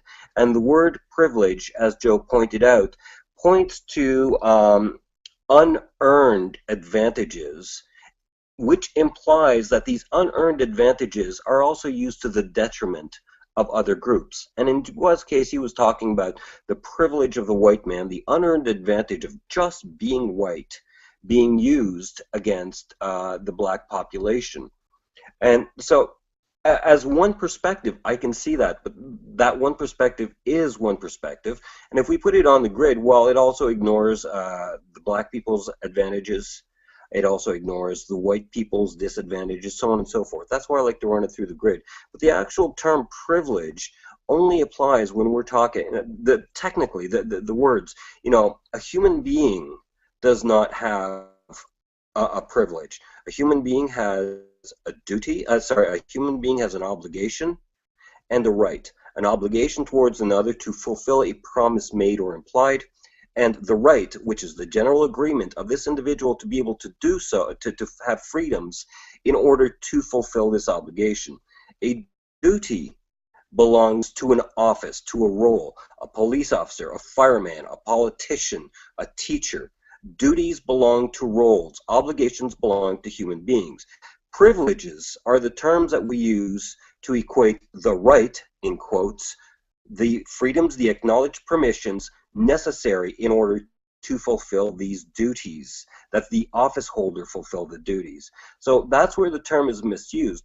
The more correct term that people should be using if they wanted to bring sense to the argument are the simple terms advantage and disadvantage. So when people are saying check your privilege, it would be far better if they said, well, pay attention to your advantages. Agreed. But in doing so, the next natural question is, okay, well, what are your advantages? And what are my disadvantages? And what are your disadvantages? And that's where the relevance of the grid comes in that conversation. Before I jump back to answering the objectification question, would somebody like to, is there anything that anybody needs to add to that? No, I think you know, and again, I think at least as far as use of terms, I think we were in agreement. At least you and I are in agreement, and I think it's unfortunate that, you know, again, because unfortunately the use of the word privilege has created a mindset that is antithetical to the, you know, what I would say is the original intent of the person thinking about the privilege, is that if the idea is we're supposed to be, you know, to have a society where we're as equal as at least on a societal level, you know, taking thing, you know, when you start thinking about pulling down. The irony is what I see of all of this is that, and you know, the divisiveness serves to actually benefit those that are actually truly privileged, because the people at the very top of our society, they make out really well when those of us that are not at the top are not getting along. There's a lot of money made in divisiveness. So the truly privileged are laughing their asses off to their gigantic banks. If we're cynical, yes. I mean, it's clear that they do. Look at I'll bring up the American Koch brothers. I mean, they stoke the fires because it's in their interest to create these, you know, to foment these divisions. Sure. What about guys like Richard Branson and Elon Musk? Well, the thing is that Elon Musk is great. They're the exception, though, not unfortunately. Well, that's the whole point. I was saying, if you're cynical, we can't say they're all like this or they're all not like that. It's, again, we go through that grid. Which are like this, which aren't. Right, but again, if we can say statistically speaking, most are not like Branson and Elon Musk. I would agree to that. And so that's the thing. So that's why I think, you know, we have to be careful, because we certainly can. We have to be able to speak in generalities. We just have to understand that our generalities are that and not absolute. I understand and agree. Okay, so let's go back to the question of we were talking about objectification. If we look at the original sense of the word of objectification, it was Simone de Beauvoir who brought that up, I think. if I recall. She brought that up in Le Deuxième Sexe. And her notion of objectification was purely philosophy, which then she applied to male and female sexual relationships. A book written about the conditions of France in the 1950s. Now, the thing is, how are we using the term objectification? These days, the usage of the term objectification means the way that it is currently being used within this context means to oh shoot, I'm not sure I'd know how to put it. Well, the way that I've heard it is there's a difference between somebody who represents an object and somebody who represents an agent acting on that object. Yes, the subject and object dichotomy came from Simone de Beauvoir, riffing off of Sartre's stuff, but I haven't read Sartre, so I can't really comment on that. I just remember that she was strongly influenced by him, and she got that idea from there. Genuine objectification, if we look at the term objectification, it means to treat something as an object. We treat pigs and cows and chickens as objects. Tasty we don't generally objects. Delicious objects. The pig, the magic meat. But in actuality, if we are willing to have the openness of spirit to let go of hyperbole and to start looking at things skeptically, do human beings legitimately treat each other as we do meat animals? The closest we can come to that is to say that slaves are treated this way. Now, we can argue that, yes, even in North America, we have slavery. We have labor slavery, we have sexual slavery, and that's for all sexes and all ages, by the way. But very few people in modern society, I don't believe that Christopher Maute or Joe or Shauna actually, even when they were not aware of these issues, treated other creatures as meat animals to do their labor, meat animals to do their sex. But it is not objectification. Speak for yourself. It is not objectification that that feminists argued against, but the notion of sexual objectification. That is, treating a woman specifically as a tool to be used for a man's pleasure. And my experience is that even the most selfish of horny teenage boys I have met have never treated a woman as a sexual object. Hold on. I think that the qualifying term that you're using that I would disagree with is for men's pleasure, right? Because objectification can occur. I don't know. I guess the way that I'm thinking of it is an object for aesthetic purposes or sexual purposes. Okay, but the original argument brought by the feminists is somewhere around 74, 75. And I forget, was it Mary Daly? I forget who it was. I remember principles now, not details. Go ahead. But the original argument was sexual objectification. Yes. Over time, some 30, 40 years later, it has been relaxed. It has been shorthanded to quote-unquote objectification. And because we're using objectification, that term has become even more relaxed and loosely used to mean anything that is basically not putting someone's most sensitive needs to the forefront. Now, there's a great difference between treating someone like a meat animal and not using their favorite pronoun. I guess I would say I agree with you that the use of the term has become extremely sloppy. Mm-hmm. But I would say, as far as whether or not sexual objectification exists, I've witnessed it. So I know for a fact that it exists. So you watch somebody grab another person, slam them to their knees and go, "Suck my cock because you're here for me, meat animal." Well, every rape's that, isn't it? For one, but of anybody, whether they're male or female. But the thing is that, I'm basically denigrating people, and I've witnessed it absolutely. And And well, wait a minute. Denigrating is not the same as objectification, and this is the it important sounds well, like distinction to but they make. can go hand in hand. It sounds like there's a distinction between behaviors and thought processes here, right? Joe's talking about the thought process where in a group of Which he guys, implies come from. which Yeah, implies, go on, go on. oh no, I was just going to say, like, it seems like Joe is talking about the idea that person X is like, oh, I'd really like to, I'd love to get a blowjob from her. I'd really like to bang Right. her from behind or whatever, Right. which is a thought process as compared to what I'm hearing you saying as, oh, you grab somebody and make them fucking go on their knees and suck your dick. That's right. I see Now, a distinction. now the original sense of sexual objectification was that women were treated as objects for men's pleasure. It wasn't for women's pleasure. It wasn't men being treated for women's pleasure. It was women being treated as objects purely conceived for men's pleasure, whose only purpose was, stay in the kitchen, suck my cock. That was what they were claiming was the kind of behavior that met the criteria of objectification. Now, what you're talking about is a young teenage boy looking at a woman's lips and being fascinated. No, and that's not what really I'm horny. talking about at all. No, I was talking about Christian. Oh, okay. So that kind of intense desire to the point where this is what you're focusing on for that purpose does not necessarily mean that the thought is objectifying the individual. It means you're focusing on that one thing, because you're still not going to treat that person like a piece of meat, literally. What am I, a piece of meat? You've heard this. Well, that's where this expression comes from. Don't sexually objectify me.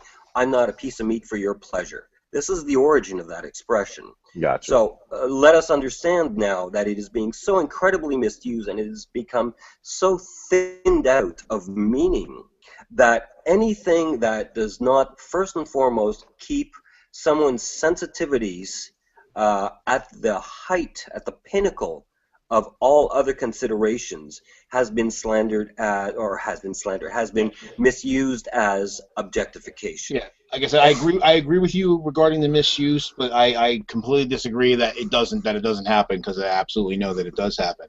Well, I mean, and there are studies, right? The most popular study that I'm familiar with, and I don't know what the critiques against it are, but it's a study of the holistic vision of men as compared to the compartmentalized vision of women. And Right.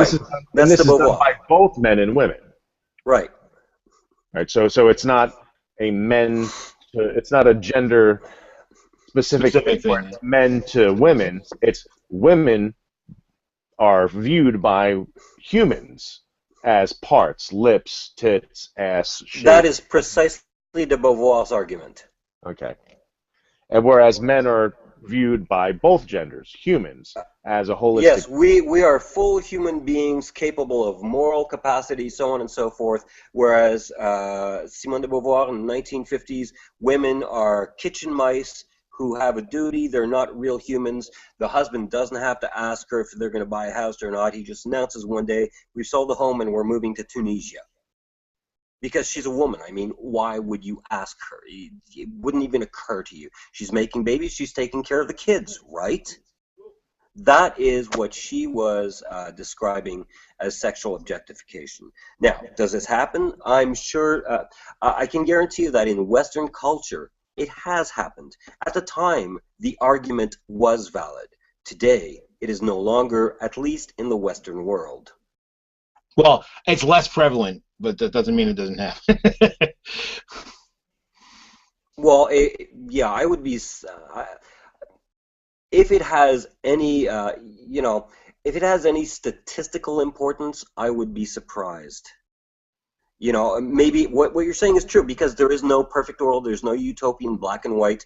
Everything is like this, nothing is like this. If this is what you're saying, and we're just playing on conversational generalities, as you pointed out, yes, you're absolutely right. Well, I'm not just playing on conversational generalities. I mean, bad choice of words on my part, but go on. I think that it is certainly less prevalent, but and we certainly where we see it more prevalent is in religious, highly religious communities, particularly in the American South. So it does happen. Yeah, do you think that's still a factor? Absolutely, in certain parts of the country, certainly. So, can you give me an example of that? That would help me understand. You see a lot of like Baptist preachers and things like Right. that who very much express the idea that this whole, wives cleave to, to your husbands and Purity basically your balls, opinion. the Fletcherful. The quiverful. This exists. This does Right. exist.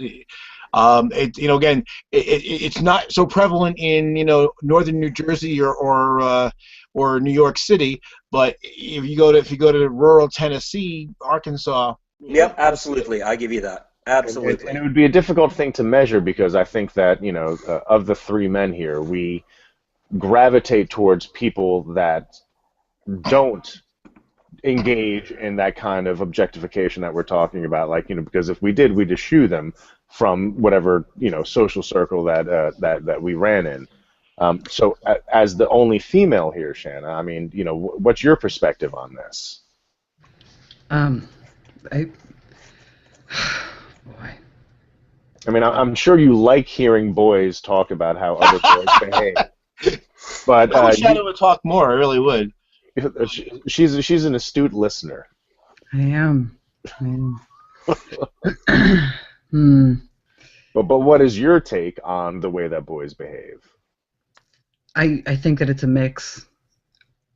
I mean, I know plenty of men that treat women like they're worthless, like they're nothing. And I don't think that they have to treat them to the degree of, I'll slaughter you for my next meal for it to be objectification. Right. But, I mean, I meet men every day, at least 2 or 3, where I'm just a piece of ass. That's it. I mean, women do the same thing. I'm not saying that's not the case, but I don't think that the objectification of women is a thing of the past. Yeah. Well, I used to go, combination of being part-time bouncer and just hanging out in the go-go bars. I saw it all the time, constantly, every day. In fact, that's why I was really popular, and a lot of the girls would hire me to bounce for their private parties and stuff, because they could trust me. They knew I wasn't, that I wasn't going to hurt them, and I would take care of them, and I wasn't going to take their money. I was just there. They paid me a certain amount to do my job, and that was it. And they know they could depend on me, and because I didn't treat them like shit, and so many guys did. Right. I'm being objectified right now by a super joker. But if we take the sexual components out of objectification, I mean, it absolutely, pick up any glamour fashion magazine. If the pictures that are taken are not examples of aesthetic objectification with complete disregard for the personality of the person who's being photographed, I don't know what is. But once again, that's not exactly what you were talking about, Francis, and I understand that. You're talking specifically about sexual. I'll also put that in a different light. If we talk about objectification, well, I think we're all guilty of waiter objectification. I mean, when the waiter comes by, do you really care what, kind of day they had? Do you really care how their wife is doing? Do you care how the kids are? No, bring me my meal, be gone. This is your purpose. This is what you serve. So they're a utility object. Yeah, exactly. And now let's again reverse the roles here. Well, a lot of men are treated for what they can do for women. So men are specifically used as labor objects and utility objects. Let's look at your glamour magazines. Well, who are these magazines being pointed to? They're not being sold to men, they're being sold to women as models of what it is that they believe that men find beautiful. It is women telling women, you got to look like this in order to get a man, because you're only as good as your body is worth. Actually, most of the fashion industry is gay men. Hey? I'm sorry? Most of the fashion industry is gay men. Sure. And that's not a joke. That's true. Well, they're producers of fashion as compared to consumers of fashion. But not that they're not consumers of fashion. But what I wanted to do in this point was to bring out that there are more ways of looking at things than the one notion that somebody is being oppressed by another for no virtue other than being part of group X. You know, we can look at things, we can interpret things in this one light, but what happens when we start interpreting in multiple lights? Then we start to get a fairer, more balanced picture. And what I myself strive against this notion of identity politics of feminism based on feminist theory. However, you'll find that I'm a strong proponent of women's rights and advocating for women's well-being as much as I am for men's rights and men's well-being. It is not a sex or the advantages or disadvantages of a sex that I fight for. It is against a very specific set of ideas that set our society to imbalance and to create strife, and that idea is identity politics and all the sub-hypotheses colloquially known as theories. They're really hypotheses that say how society operates, but when you actually look at them, you go, well, no, it's not really true, and it's not true enough to base our laws upon it. It's not true enough to teach our children in grade school. So it is these sets of ideas that I combat against, not people's well-being, not people's opportunity, and not the defeasance of the social malformities that they experience. Well, I like the way that you use language when you explain things like that, Francis, because it's refreshing for me as somebody who, once again, I'm approaching this from a completely naive perspective. Mm-hmm. I have a vested interest in trying to understand it because I have a family member who is steeped in it, and I want to ensure that she's not dogmatically adhering to an ideology and is engaging in critical thinking. I can't make her do that, but I can challenge her in ways that nudge her towards that kind of critical thinking, and I like the way you frame things. But I also want to get back to the objectification thing. Was your argument based on that specific operational definition of sexual objectification as it was first introduced? Because as the conversation went on, it seemed like you were becoming much more liberal and like, okay, I can grant you that, and aesthetic objectification and glamour magazines and etc. Yes, the original. There's a saying that I heard recently, and I'm sure it's the oldest saying in the world, but I'm so unhip and behind the times. Somebody said, I heard someone say, the beginning of wisdom is to name things correctly. I agree with that. First, you get to the idea. You look at where did the idea come from. What is the etymology? What is the lineage of this idea? In what conditions did this idea develop? So that we can know what real thing the words pointed to, the real circumstances. So when we talked about the sexual objectification as defined by Beauvoir, we understand, well, you know what? What she was pointing to, that was a real thing, and statistically it was significant, if not predominant. So you can go, yes, in that context, that argument was absolutely correct. 50 years later, is it still? Well, the word's being bandied about, the word has changed its meaning, and the society's conditions have changed. If the two are so different as to not relate to the original thing, then it makes no sense that we use these terms in today's context because they don't actually resolve anything in anyone's favor. Well, see, what I do when I bother is because again, a part of this, I reached to the point where, like I said, for me, the infighting got so fractious and so destructive that I had to pull myself out of it. Sure. But when I bother, I do fight against the misuse of the terms because it's funny because on the one hand, I'm practical and I don't like to get too tied up to semantics, but certainly if we're using the terms differently from one another, it certainly leads to a lot of misunderstandings and arguments and so forth. And also, for that matter, I'm trying to remember. I don't remember what term it was specifically, but basically, I was arguing with somebody. It might have been Jazzy about Oh, actually, was about to use the term female because, look, you could turn anything bad with the right stink on what you say. It's kind of like Louis C.K. did a riff about the word Jew. He said, he said it's the only word. It's not, but he said, like, you can say, oh, that person's a Jew, and you mean it in a good way, and you can also put a stink on it, like, oh, he's a Jew, and then now it carries a very negative, thing. And so she had said how, I guess particularly in the black community, that the term female was being used to denigrate, in a kind of a negative way, and to kind of, be dismissive to women. But my thing is, okay, there's that context, but context matters.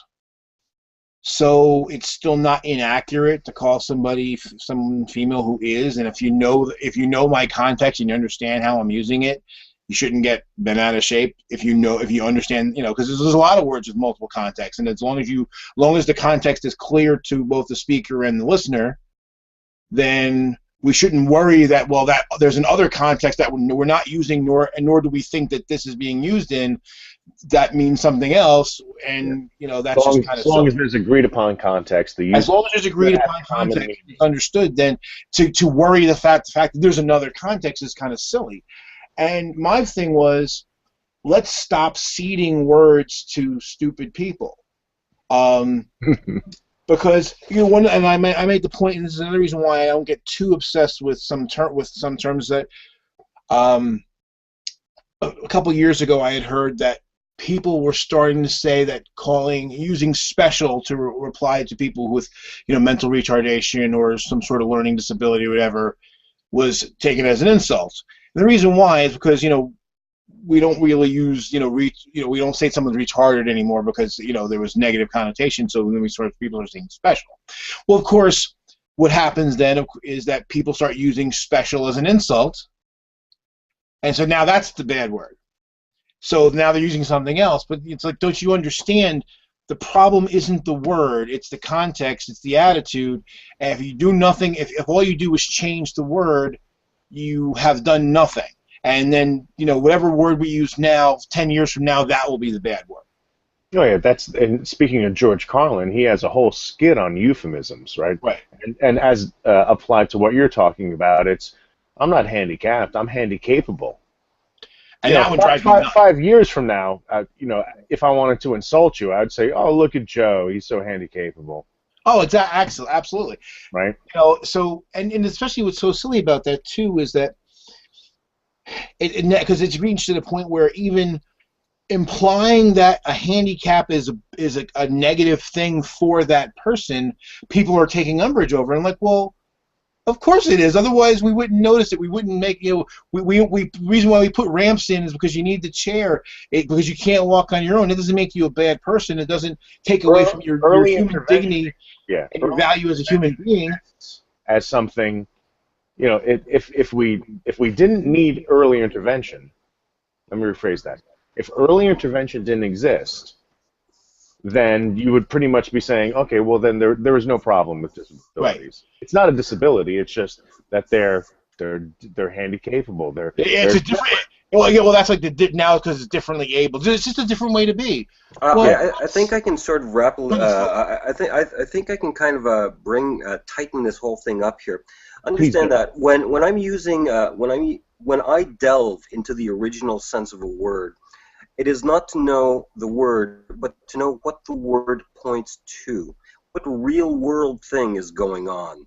And then, from that point, you can start looking at the transmogrification of a word from social culture to time period to generation to context. You can see it change over time so that you understand when somebody says objectify, you ask yourself, okay, what is this person saying? Now let's compare this to the original sense in which the word was used. These two senses, regardless of the word that we're using, are different. Now, if we take a look at the word disabled, I worked for 8 years with people with physical disabilities. And, it's like I had one guy, I loved this guy, his name was John.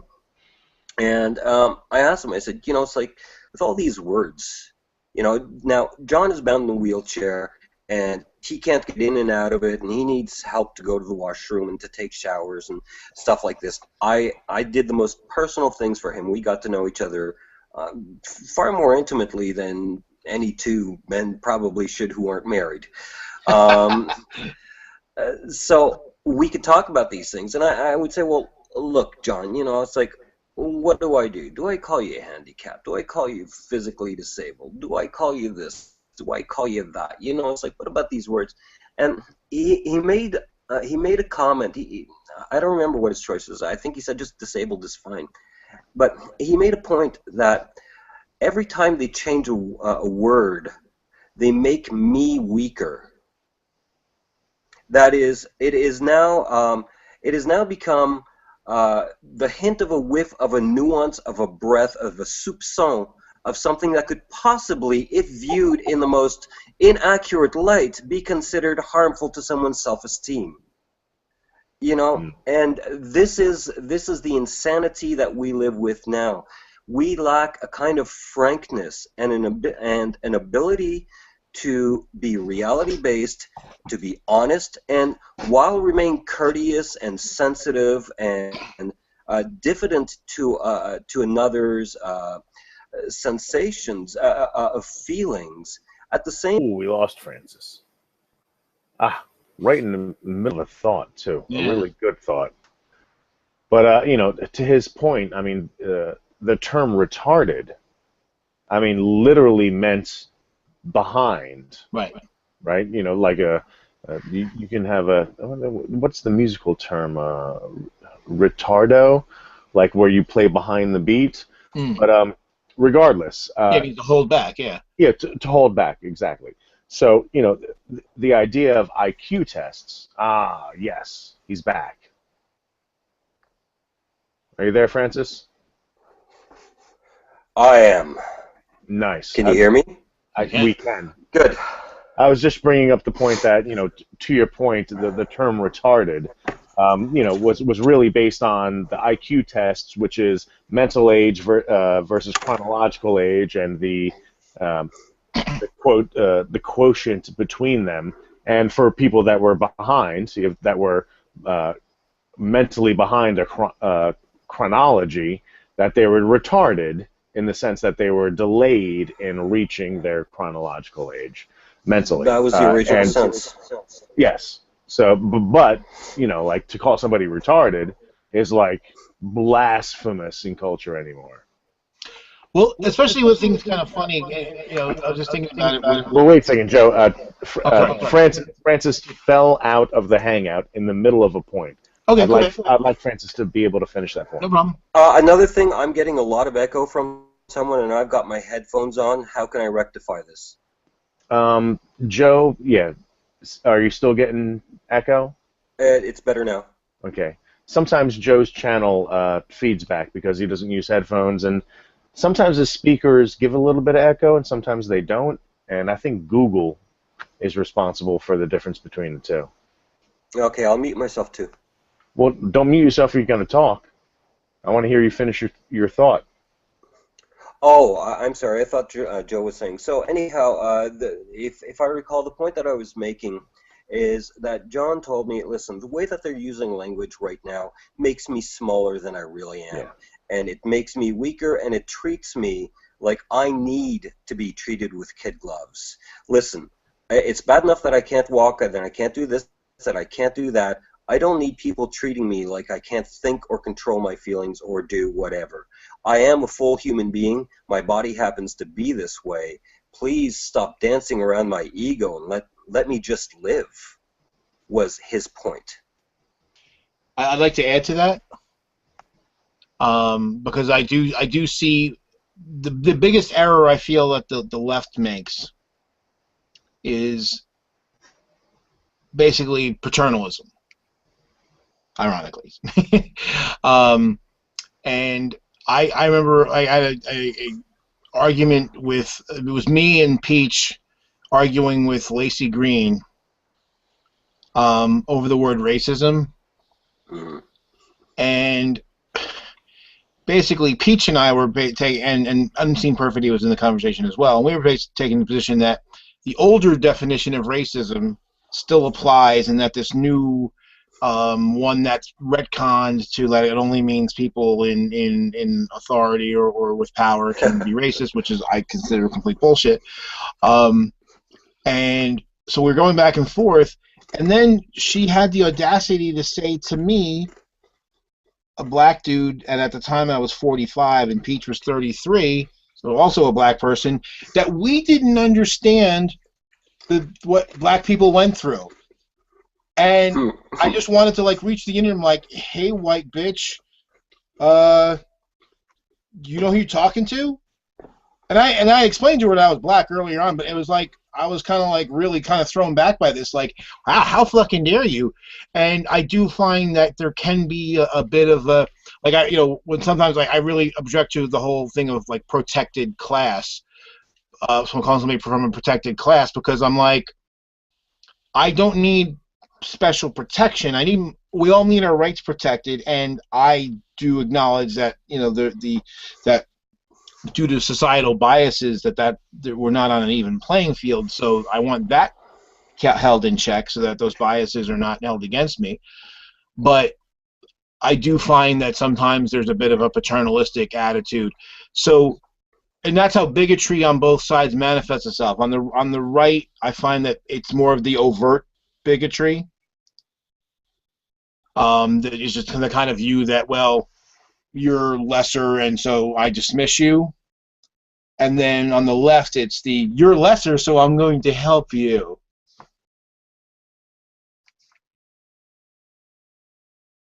Did I lose you guys? Nope, I'm here. Can you hear Okay. me? Yeah, I think that's a weird dichotomy too, because and then that gets labeled as self-hate. Right. You know what I mean? It's like when you're trying to promote or bring up people that you feel are being disadvantaged, it all of a sudden becomes white hate or self-hate, or Yeah. like those words that are thrown around. So the thing is, so I kind of, it's funny because I don't know if I scared Shanna off with it, because I normally would never call somebody a white bitch, but in that context, when someone's basically like talking down to me, it's like, yeah, you're gonna get it back, Although, and that's another thing too, I thought was kind of funny when people get obsessed with words, like our use of words and like insulting words, and because I've made a few posts that are like, hey, insults are intended to be insulting, so but I got confused once I was looking for a friend of mine at a block party, and I'm driving up and down the street, and I got confused by this drunk chick in the road she thought I was an Indian guy, and she said, "Oh, get out of the way, this dot head's trying to get through." And so I was kind of taken aback at her just throwing that term out there. So I stuck my head out the window and I said, "I'm not a dot head, I'm a nigger, you fucking stupid bitch." Which, another word I hate, but a day in the life of Joe Serious Mind. And because I'm trying to it was kind of a smack back at her to kind of like, yeah, And then someone got really obsessed with the fact that I used the word bitch, and I was just like, are you fucking kidding me? That's what you took out of this conversation? In that sentence. That's what you're gonna focus on. Yeah, Yeah. But this gets back to the point that we were talking about earlier about ego, right? People self-label, they find certain things offensive. Once you've crossed that boundary, it hurts their ego gets bruised, and they react to it in different ways. Absolutely. And that really makes things... Humans suck. Yeah. No, they don't. Yeah. Humans are awesome. It's just that... It depends on which day you ask me. There are days where if I were a godman, I tell you my hand would be hovering above that big red button that says wipe out. What about so today? I'll tell you something. The God God of the Old Testament was not a vengeful bastard. He was just watching us, man. Good point. Well, listen, guys. It's a 11:45. This has been going on for almost 4 hours. So I'm going to go ahead and take this off broadcast, and okay. And maybe we can chew the fat for a couple minutes afterwards, but I do have to go to bed because I do have to go to work. Yeah, me too. You bet. And thank you everyone who has been in the chat for this chunk of time. I mean, I'm blown Who has away. endured the marathon? Oh my goodness, Paranor and Scully and Rictus and Super Joker. Well, no, he only came in to say that he was objectifying me. Rick just said, humans do suck, and sometimes some even swallow. And those are great people. Well, Joe, it's a pleasure. It's a pleasure having my first long-term conversation with you, and Christopher, it's a real pleasure talking to you. I'm really enjoying it. I hope we have the opportunity to do so again. Please, just let me know, and we will. I will make time to have these conversations. So I'm going to take this off air. Good night, everyone.